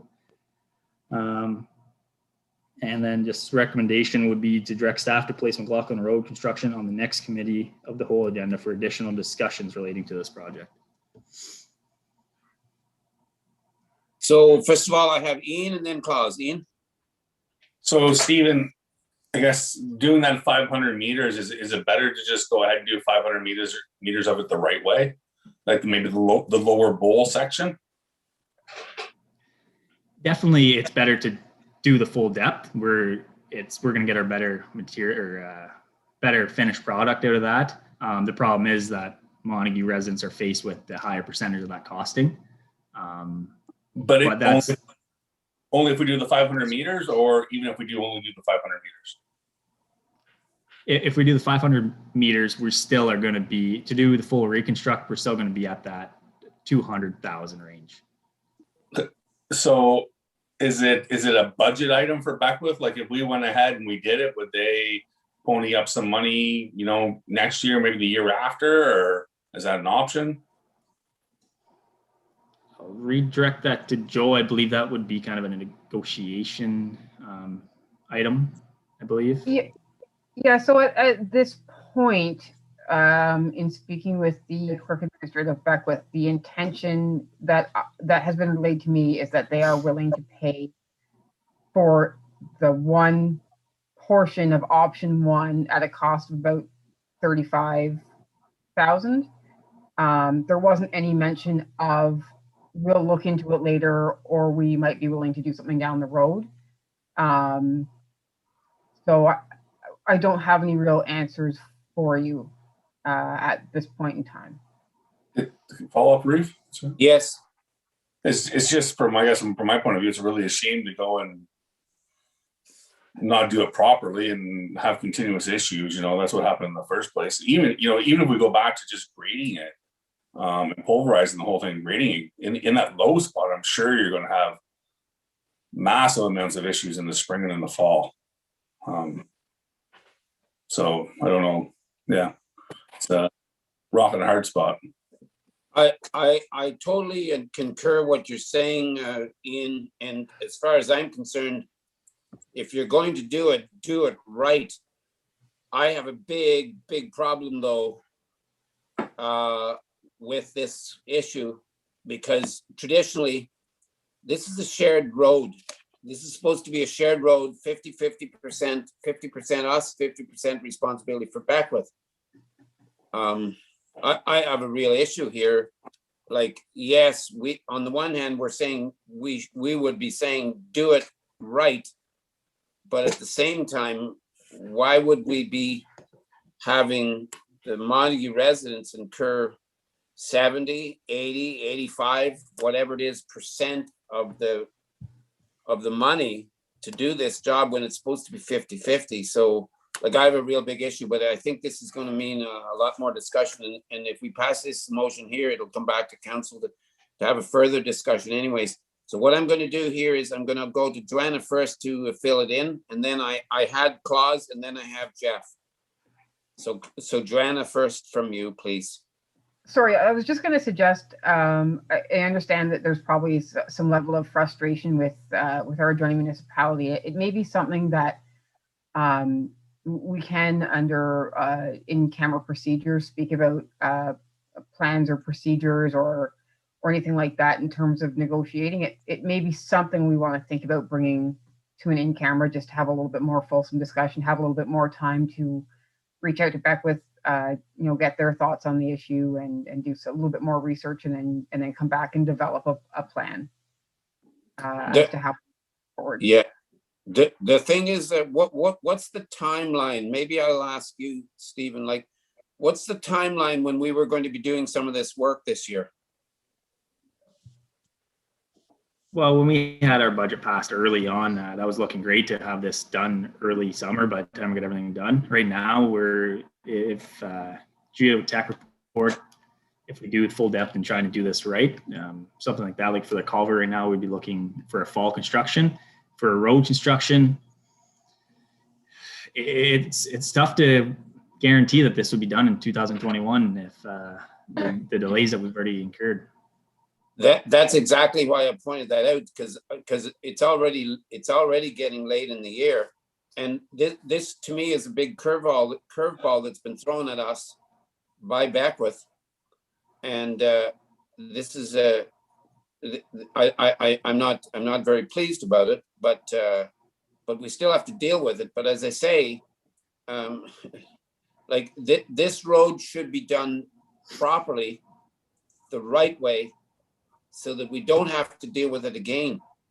But somewhere along the line, we really should be incurring a 50-50 cost here, I think.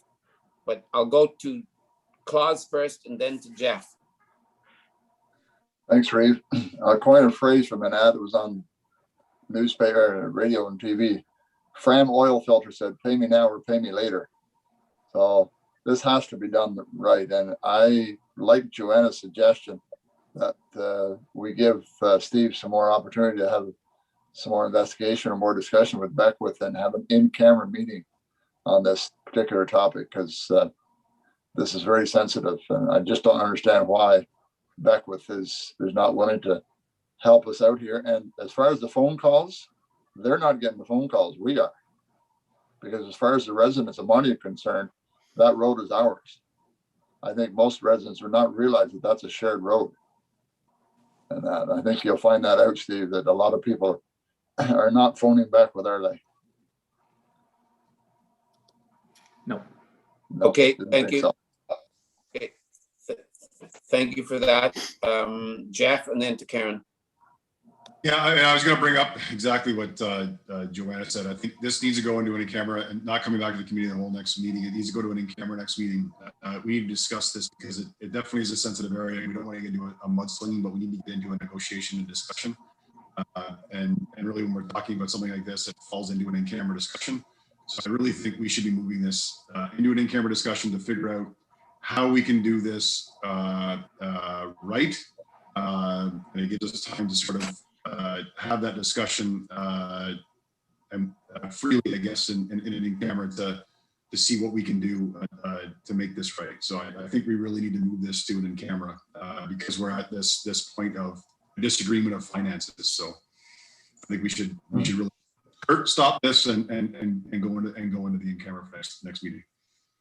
I think that if we start setting, we can't go forward without the finances. I mean, we're not gonna pay.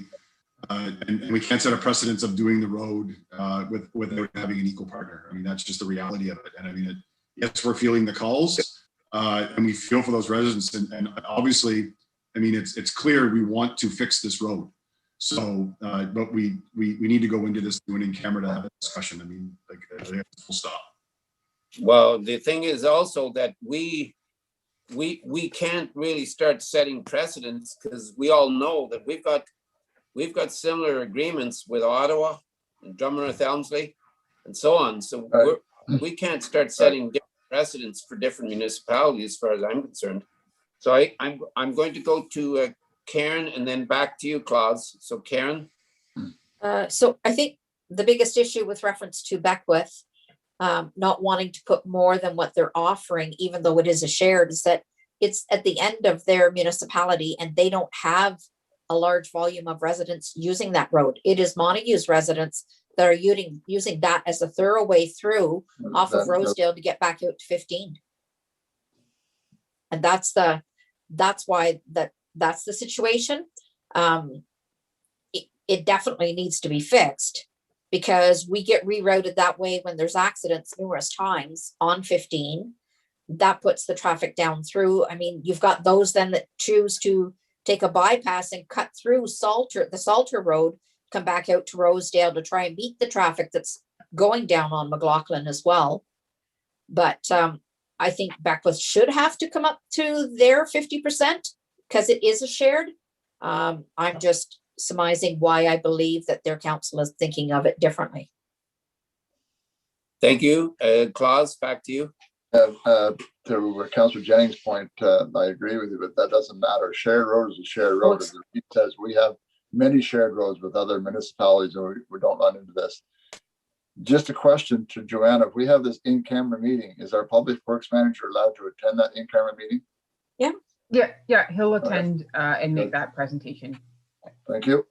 Okay, so just as long as everybody realizes then that this is actually going to prolong the process, and Yeah.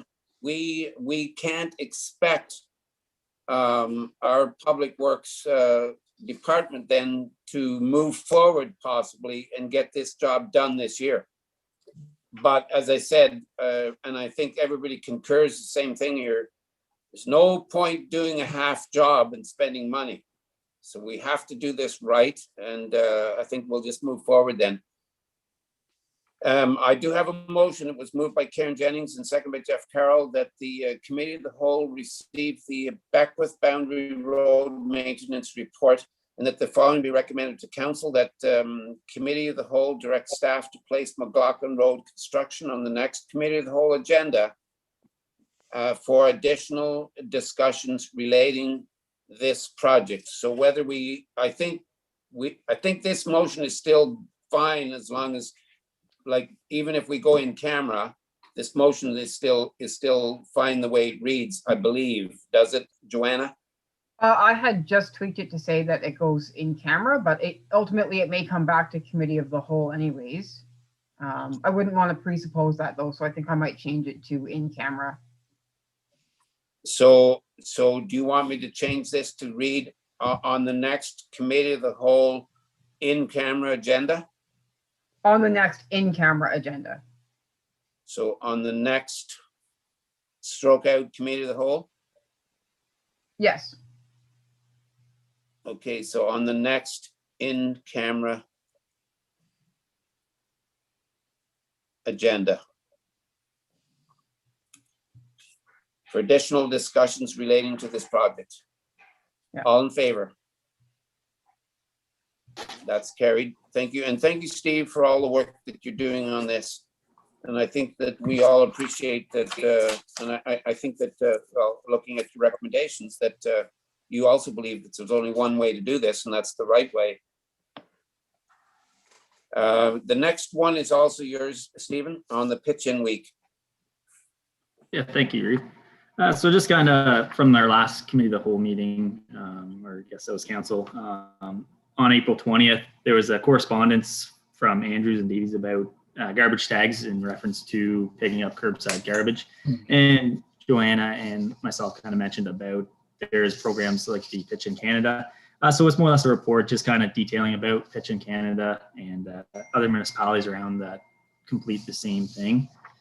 So it's a national not-for-profit charitable environmental organization.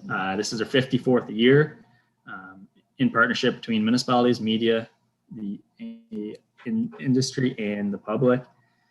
So usually it's a one-week program that they set out, but other municipalities just do it as a year-long thing, promote it kind of year-round to clean up our roadside ditches. And as stated in the report there, Drummond, Lanark Highlands, Tay Valley, and Smith Falls all complete this. Smith Falls is through Real Deal. I reached out to Real, just kind of getting some information from them, and they were more than happy to, if we were interested, to donate a couple bags to start out, and then staff could talk to Pitch in Canada and get more. But essentially, you've probably seen, if you've been around Drummond or other municipalities, there's a lot of places have yellow or clear bags, say Pitch in on the side, have them attached to posts and that, and people are cleaning up roadside garbage. In Pitch in Canada's website, there's a frequently asked question about who picks up this garbage. And their answer was in the report stated that it's recommended that you contact your local municipality or waste company to remove and to donate their services to clean up your event. And then it goes on, most municipalities are more than happy to help out. So as stated here, staff would be more than happy to pick it up. But speaking with Drummond North Elmsley, they allow their residents to place it curbside. This frees up staff not having to go door to door and collect all these bags. Pretty small disposal cost at the end of the day for getting rid of these.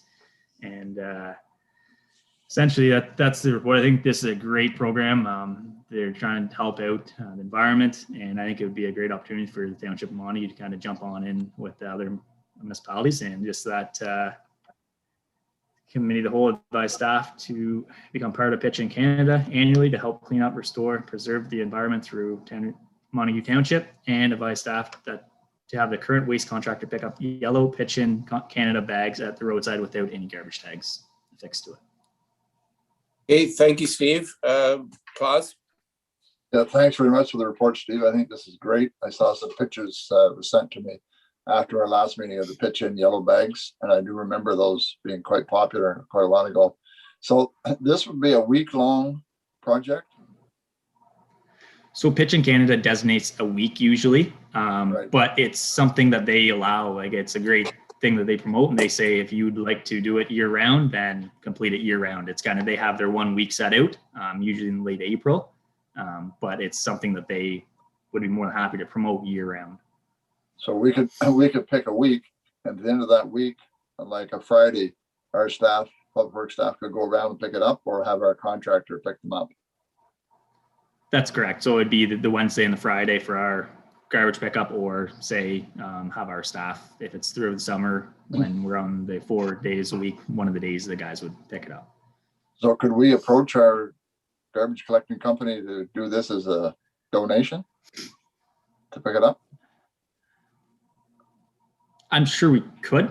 It would get tough to actually get a number value to how much they picked up, unless they say took off $1 per bag. They kept track along those lines or something, but to have a fixed kind of weight, because we do pay by the metric ton. So I think it'd be hard to kind of pick out, but I could see if there's any options with that. Okay, thanks. Jeff? This is great. I think this is exactly what we should do, go with Pitch in Canada. I mean, we don't have to regulate it just to the week either. I mean, like, people want to get those bags and fill it up. I mean, like you were saying in your report, it's pretty cheap as far as per garbage bag. So even if we gave it 100 of them and 100 of them were picked up, it would cost us less than $250 to pick up all those bags. So, I mean, a donation is great. I hear what Deputy Vandermeer is saying. I mean, a pretty inexpensive cost, and if we actually got 100 bags of garbage taken out of our ditches, and it only cost us $250 to do that because the residents were able to go around and pick that up, I mean, that's a win-win. And I think the nice thing about the extra yellow bags is, I know it's come up in the past, and I hope it never would happen. I really feel strongly about our Montague residents. I'm not trying to skate in the system. Yellow bag shows that if you put it out, you help clean up the area, which is a great advertisement of showing what you did, and also it deters anybody, because I'm sure if somebody wanted to scam the system, they kept putting a bag out every single week, people would be like saying, well, I know you don't pick up that much garbage. So I think the yellow bag thing is a great idea, putting it out with a regular garbage and not needing a garbage tag, and let's get it out to those people that want it so they can help clean it up. I think that's fantastic. Okay, Ian? I agree with Councillor Carroll. I think it's a great initiative, and the bags should be free. We should provide them, and fill the bag, put it at the end of your driveway with no tag, and it gets picked up. It's pretty simple, and it lets people do it all year long. So I'm just wondering, just want to be clear, so that we're all clear on this then. If we move forward with this, Steve, and these bags are out there on the Wednesday and Friday, then if our current contractor is going to be picking these bags up, is that the plan? And then do they just tell us, like, when they're picking these bags up, they're going to be picking them up along with all of the other garbage bags that has tags. How are we going to know, like, how much extra waste? Like, yes, if they're going to do it as a free thing, like I kind of to donate their service to us by picking up these bags for free, then hey, then everybody's going to win. But how do we know that they're going to do it for free for us? And if so, then how do we know how much weight those, say, 100 bags are going to weigh? So I guess I'm asking those questions maybe to you, Stephen, but I'm going to go to Ian, you first, because you may have the answer already. Well, Thank you. is all I'm saying, I guess, is that if the township doles out the bags, that we know how many bags are sent out, and based on the number of bags that are sent out from the township, if 300 bags go out from the township, average bag weighs 40 pounds. We can use some 4,000 pounds of material. Yeah, but we might give out 300 bags, but how do we know how many of those bags were actually used? Yeah. Wow. Yes, Stephen? Our contractor's been pretty good with me. We've been dealing back and forth, obviously, quite frequently, and I'm sure they'd be more than happy to have another tally on the side of the sheet whenever we start this initiative, and just have a little tally going of how many bags they picked up, and then it kind of gives us, I can report back on like quarterly or whatever we see fit, and we have an idea. We gave out 300 bags and we only had 100 picked up last year or something along those lines. So I could definitely talk to the contractor and see if they could help us with that at least, and we have a number to it. Yes, Karen? So, and we're only doing it seasonal. We're not doing it year round, correct? Whichever council would like. There's municipalities that do year round. Obviously it's hard in November to April to pick up in the ditches, but if council would like to do kind of the spring through fall, then we can do that, or just a week, whatever see fit. So to go along with your question, Karen, I'm going to read the motion, and then we may have to change it slightly because this motion talks about us doing it, becoming involved annually. So I'll read the motion, and then we may have to, like I said, we may have to amend this motion before we vote on it. Before I do that, Claus, you had your hand up. Yeah, I was just going to suggest what Steve was saying was to have a biannual spring and fall. It'd be easier to keep track. Read the motion. Okay, I'll read this motion as it is, and as I said, we may have to change it. This motion was moved by Ian Straight and seconded by Claus Vandermeer that the Committee of the Whole receive the pitch-in week waste cleanup report, and that the following be recommended to council, that council advise staff to become part of the Pitch-in Canada annually to help clean up, restore, and preserve the environment throughout Montague Township. And that council advise staff to have the current waste contractor pick up yellow Pitch-in Canada bags at the roadside without a tag. So is this motion as it's read then, is it still okay if we end up still just going to say spring and fall? Is that the question, I guess, is for you, Joanna, is this motion still okay, or do we need to change that? Yes, Stephen. So the way the report was written is kind of annual would be that every year we would complete the 1 week without staff coming back each year with it. Yeah. And then if council would like to do, say, spring and fall, we can add more, but annual was meant to be more. We would join that 1 week every year. I understand. Thank you. Jeff? I was going to say, to me, picking up garbage in the middle of January is kind of probably not happening that often. But spring, even the summer, kids are off in the summer, and you might I might send my kids out in July, and we'll go for a little tour and pick up some garbage. I like to think that it wasn't, I don't want to be told that, well, it's a spring fall thing, so wait, hold on to that bag you picked up in July until September. And it's like, well, why am I doing this? I think to me, it's like, we need to make it easy. So basically from March 1st until October 31st. There's your window, and make it big. Don't make it like a spring and fall or hard. Make it so if people want to pitch in, we want to encourage it. Perfect. Okay. So I've read the motion. All in favor? Okay, that's carried. Bill? Yes, Joanna? Sorry, looking for clarification for the motion. It does say annually. Should we say for a specific time, like Jeff said, like from March 31st until November 1st or something? I don't think we have to because of what Stephen just said. I think this motion, Okay. at least I read this motion to mean that we're going to, from now on, we're going to become part of this pitch-in program annually. Okay. And we could do it spring and fall or all summer, all year. We can do it whatever way we want. I think this motion, I read this motion as just to mean that we're going to be part of it annually, meaning we're going to be part of it every year.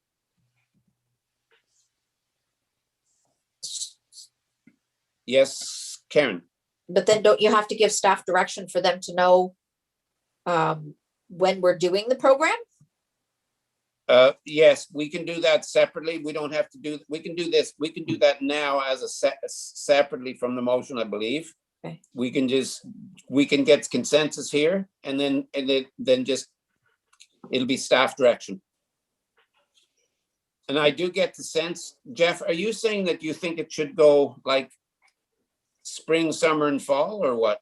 I mean, I'm okay with it being all year round. I mean, I don't think people are going to do it in the middle of January and that's all fine. I mean, if you want to put a date on it, I would say like, yeah, we can make an arbitrary date, March 1st to November 1st. But to me, I mean, open it up. I mean, it's let's open it up. Like let's get signed up with the Pitching Canada.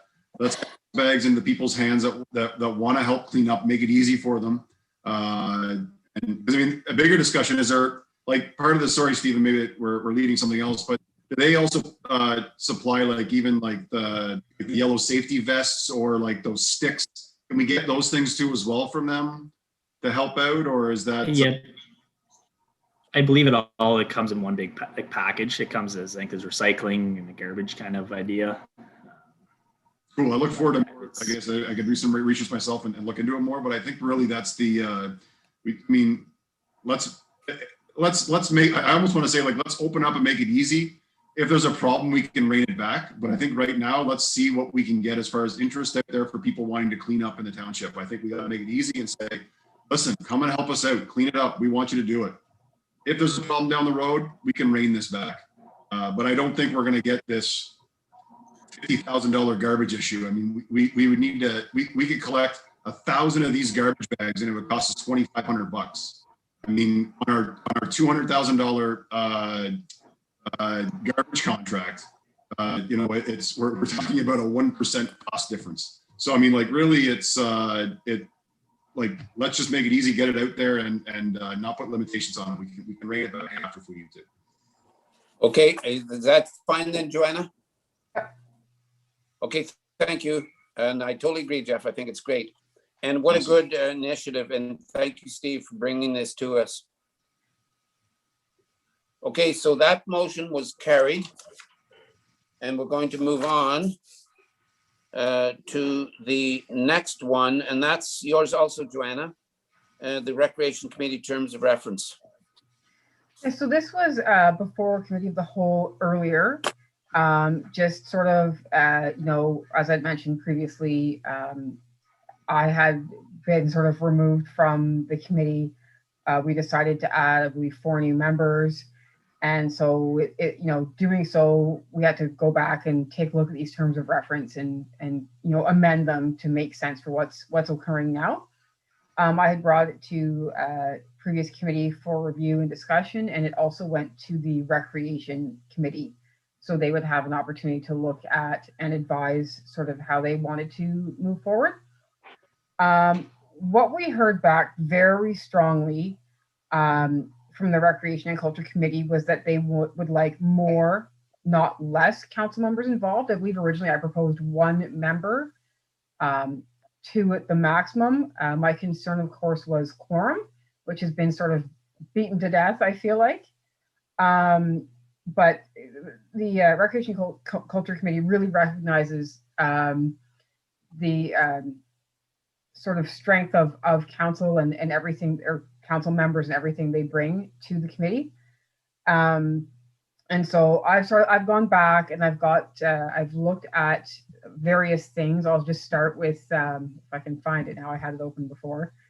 The definition of quorum, just so we're on the same page, right from our procedural bylaw, it says a majority of the members of council is necessary to form a quorum. So the majority of 5 is 3. So just for clarity's sake, and hopefully to sort of end the discussion, three members of council is considered a quorum. Having said that, I did actually speak to our integrity commissioner about this, just to sort of see where things fall. And he said the way the terms of reference is currently written with an ex officio member and 2 other members of council, it's not illegal by any stretch of the imagination to have 3 members of council, but it is it raises significant concerns with respect to perception. So while it's not illegal because it's in the terms of reference, the perception publicly is not great. So I've been trying to sort of balance these 2 things, the perception and sort of protecting members of council from, you know, potentially getting themselves in trouble. I know no member of council is, you know, doing anything in bad faith at all. In fact, everyone's bringing, you know, their A game to this committee with no bad intentions, but sort of just trying to protect from the perception and also balance the committee's desire to have more council involvement. So this has been a bit of a dance. Now I've sort of, you know, in a lot of discussions with various people, have come up with the suggestion of having a rotating schedule. So 2 members of council would always be present at the meeting and 1 member of council would attend as a member of the public. So to sort of put it in perspective, if we weren't on Zoom and we were meeting in a room at a table, it's very clear who's at the table as a committee and then who is sitting, you know, sort of in the side as a member of the public. It's not as clear on a Zoom meeting who is who, and how it's been dealt with for council and committee meetings, as we're all aware, is you know, the designated members, as we see here, are on Zoom, and then the rest is, you know, other people can attend through watching YouTube and making comments on, you know, through email or through our Facebook Messenger page.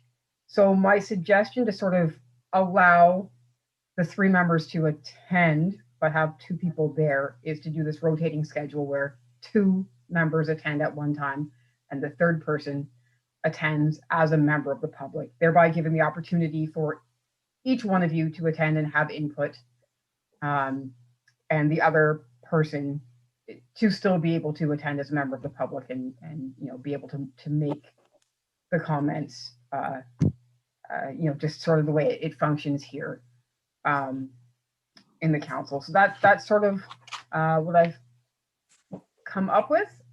I don't know if there's anything additional that needs to be said. But I will say I think it's really excellent that the Recreation Committee is so supportive of the council members and that the council members are so supportive of the Recreation Committee. I think that speaks very highly of everyone involved. And like I said, this, you know, it's not anything against any member of council at all. It's just to deal with perception and keeping everybody out of trouble. So that's the recommendation I'm bringing forward for discussion.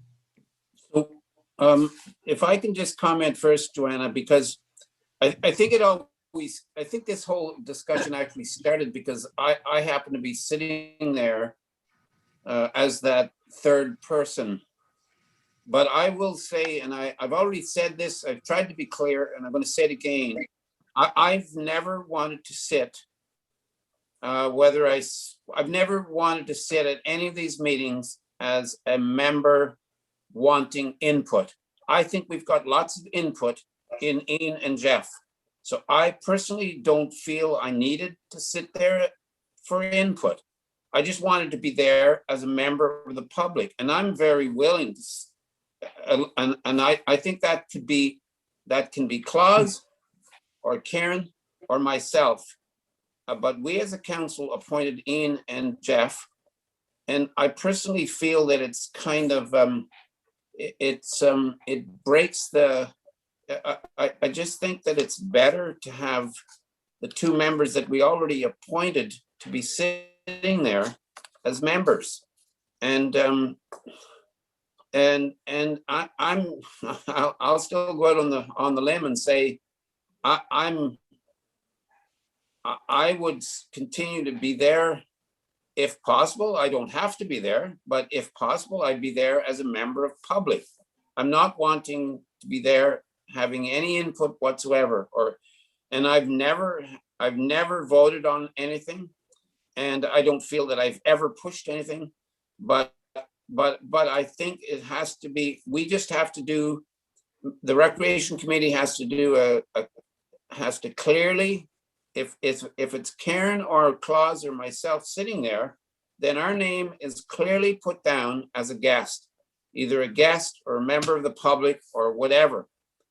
And I actually I wanted to go back to look at the code of conduct of council and myself as head of council. I wanted to do that this week and I forgot to, but I do read that a lot, and I wanted to go back just to refresh my memory, because I still think that part of my mandate as head of council is to sit as ex officio on any committee, but that never, if you're sitting there as ex officio, you're sitting there not having any input. You're just sitting there as ex officio. That was always my understanding. But I appreciate what you're saying about the revolving members. But then that means that, let's say that means that basically you're saying that if there were 3 of us or 4 of us or 5 of us, we're going to be always revolving. And I don't find that that's too good of a situation, because it's not being too consistent, but that's only my feeling. Yes, Joanna. Sure, I just wanted to confirm, because I just don't know. So as ex officio, maybe I'll go back and read the code of conduct as well, but do you also sit on the committee of adjustment or the fence viewers or livestock? Yes, I could. Yes, I could if I wanted to.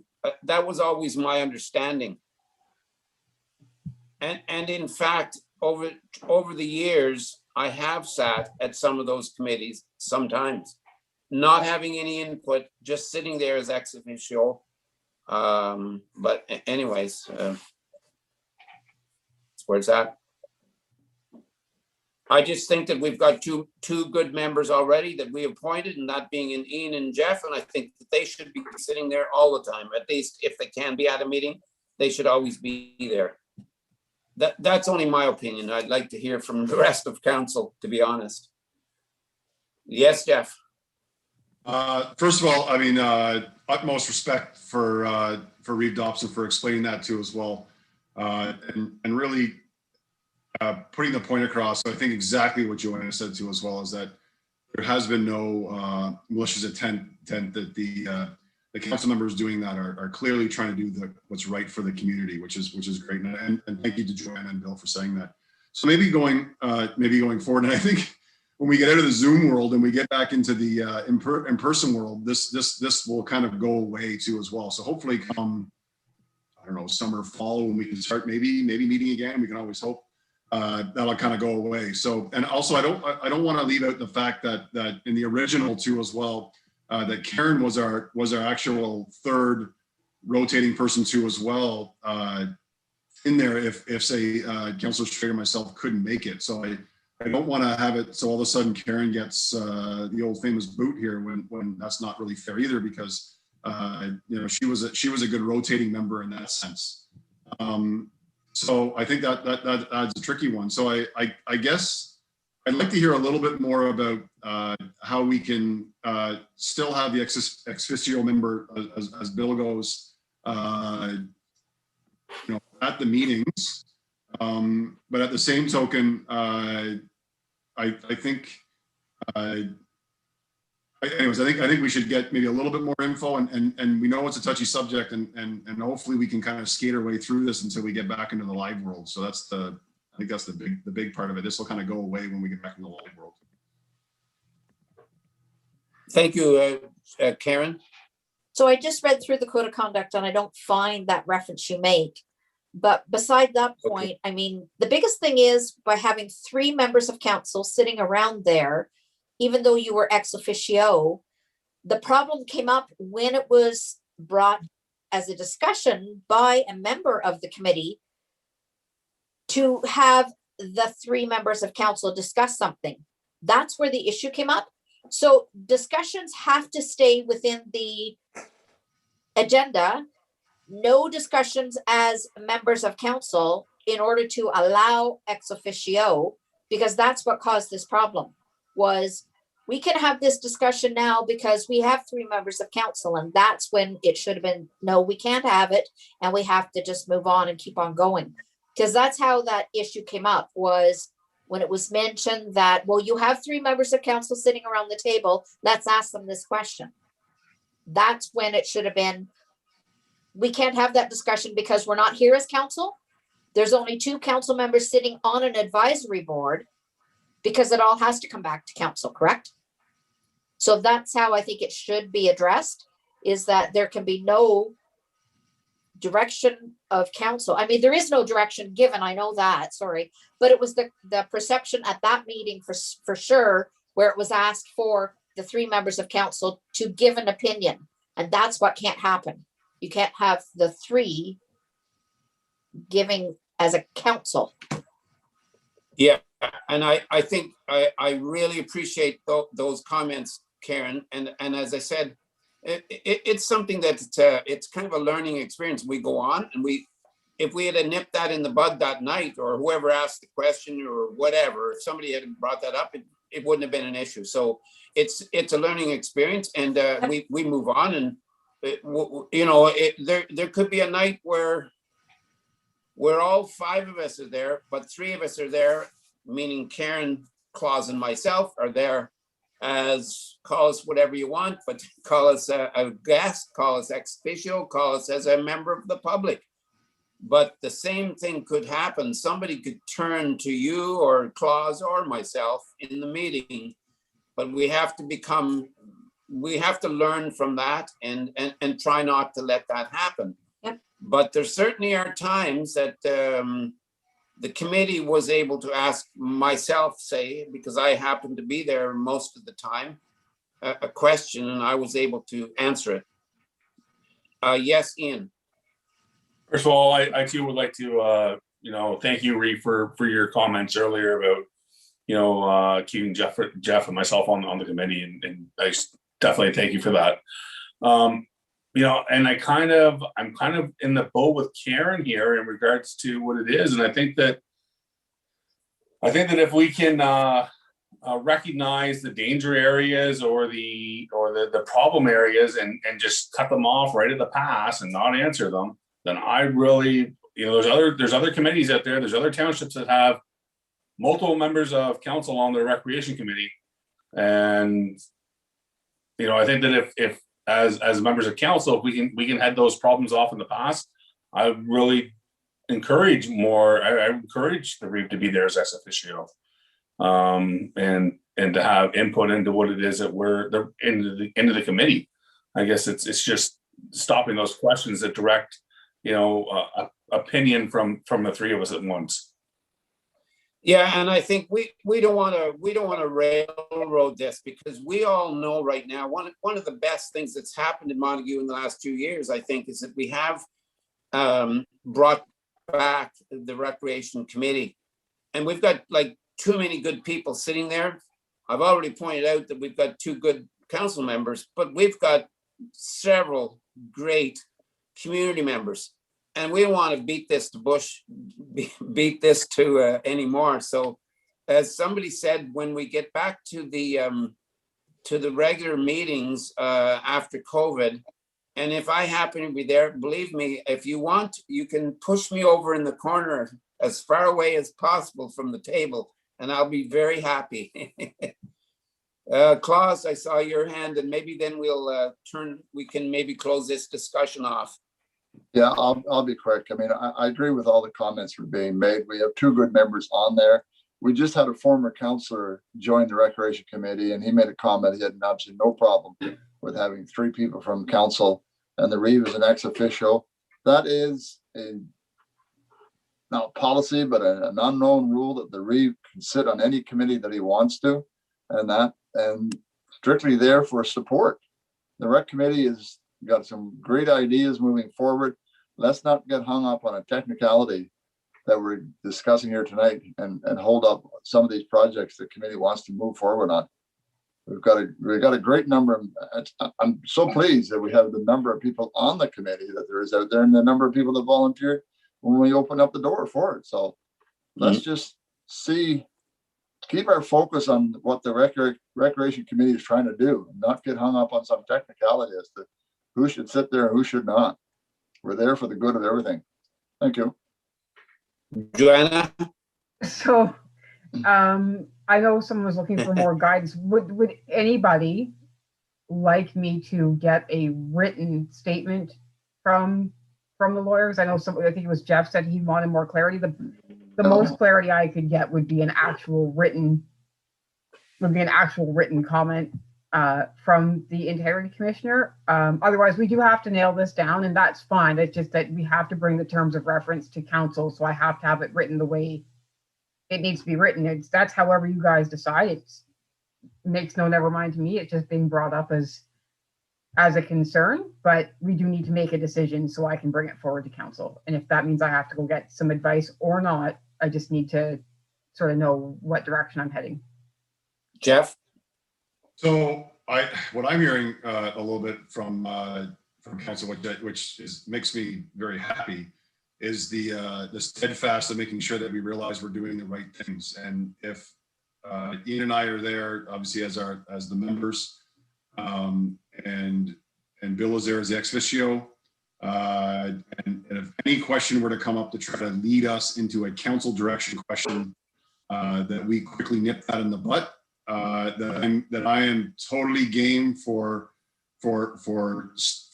continuing with that, because I think it's great having the 3 of us there, and take sort of the little bit of risk that's involved with that. But I'm game, because I thought, and maybe and it's a learning experience. I'm going to go back and watch that YouTube video of when that question came up, because I thought we had nipped but I didn't think we really answered it as a council group to make it sound like council. I thought we kind of nipped it, but we'll make sure that maybe if we can sort of have that united front about how we nip it. I am totally game for doing it, because and I say that because I know the members are all there doing what's right for the township. And if I could just say that to Karen and Claus, you are both equally, you can also equally be there as much as me. I'm in the public. I'll be Pardon with me? you. I'm on Right. YouTube. I'm watching. You're watching on YouTube. Right, Okay. but I'm just saying that if it was a real meeting, the 3 of us can be sitting there as public. Yep. Equally. Thanks. Joanna? Sorry, just to be clear, that is all I'm suggesting is just what Karen's doing. She's not in the Zoom meeting, but she's watching it and she can make comments. So that's all I'm suggesting is Karen or Claus or whoever is able to do that. There doesn't have to be, to save the perception, there could be 2 people at the meeting and 3 people watching if you wanted to. That's all the intention of this was, but I'm getting sort of the sense the direction is go back, revise the terms of reference to allow for the 3 members. So if that's the direction I'm getting, then I'll go back and do that and bring that to council then. Yeah. Jeff? So real quick, I fully respect exactly what Joanna has done through this process, because if staff brought something forward of a situation, it's their obligation to do exactly what she did.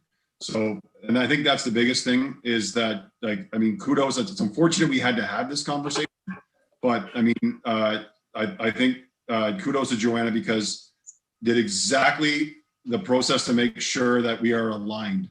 So, we're going back to this process, but that's only because she's done exactly what she needed to do because of the concerns that were brought forward. So I want to make sure that that's crystal clear. Thank you.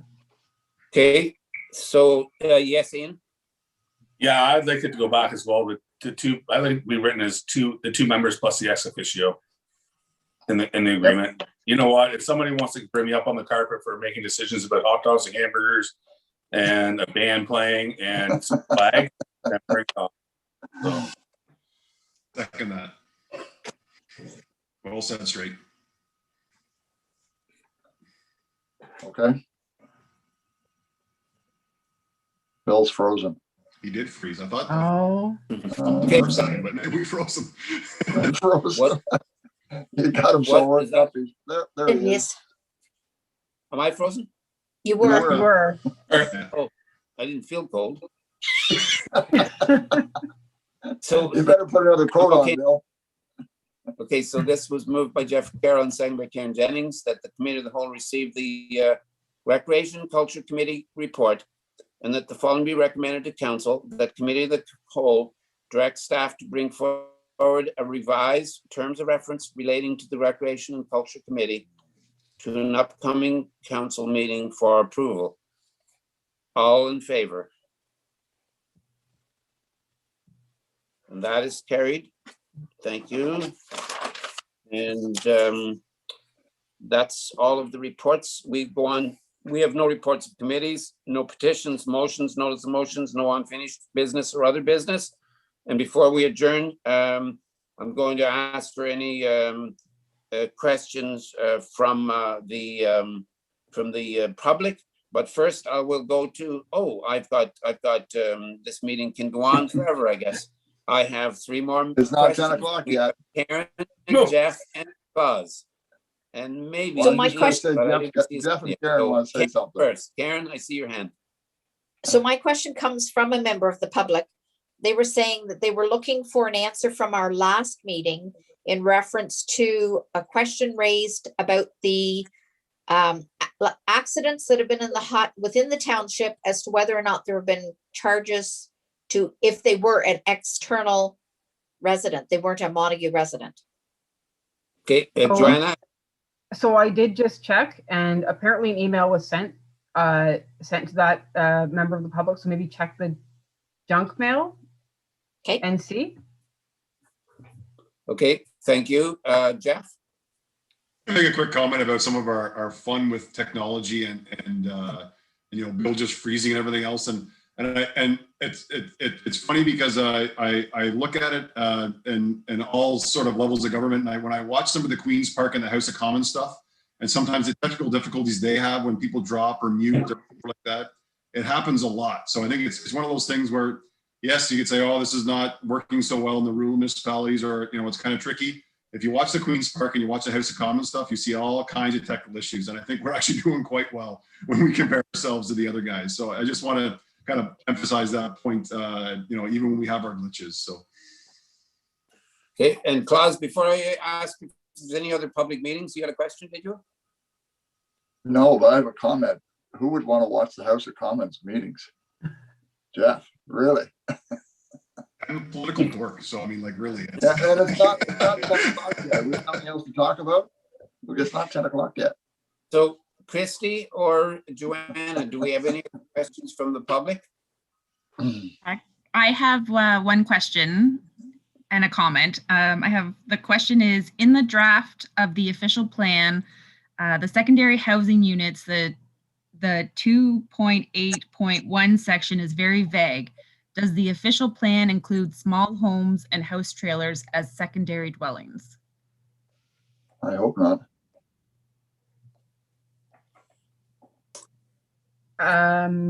I can look at that and respond probably tomorrow. I don't have that section right in front of me, or I can direct our planner to do that. We also haven't had the public meeting yet, so that also can be raised at the public meeting. Yeah. So Joanna, could you please then just let the the person asking the question, let them know that, well, if there's an answer to be given tomorrow, that's great. But if not, then if we can record that question and make sure that it gets through to our public meeting. Yeah. Great, thanks. And then I have, sorry, I have one comment here. Yes, So it's, as a member of the rec committee, I just wanted to commend staff and council for finding a way to keep the 2 council members on the committee and use a rotating schedule for the ex officio to attend. So they just wanted to give you guys, I wanted to commend you guys, so. That was nice. Thank you, member. Yeah.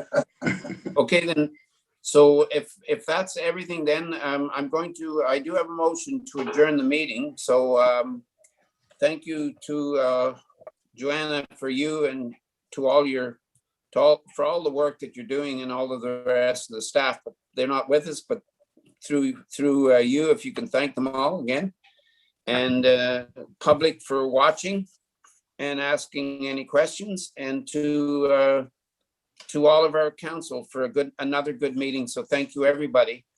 And so I do have a motion here to move, that was moved by Klaus Vandermeer and seconded by Ian Straight, that the committee of the whole do now adjourn at 8:42 p.m. All in favor? And that is carried. So good night, everybody. Good night.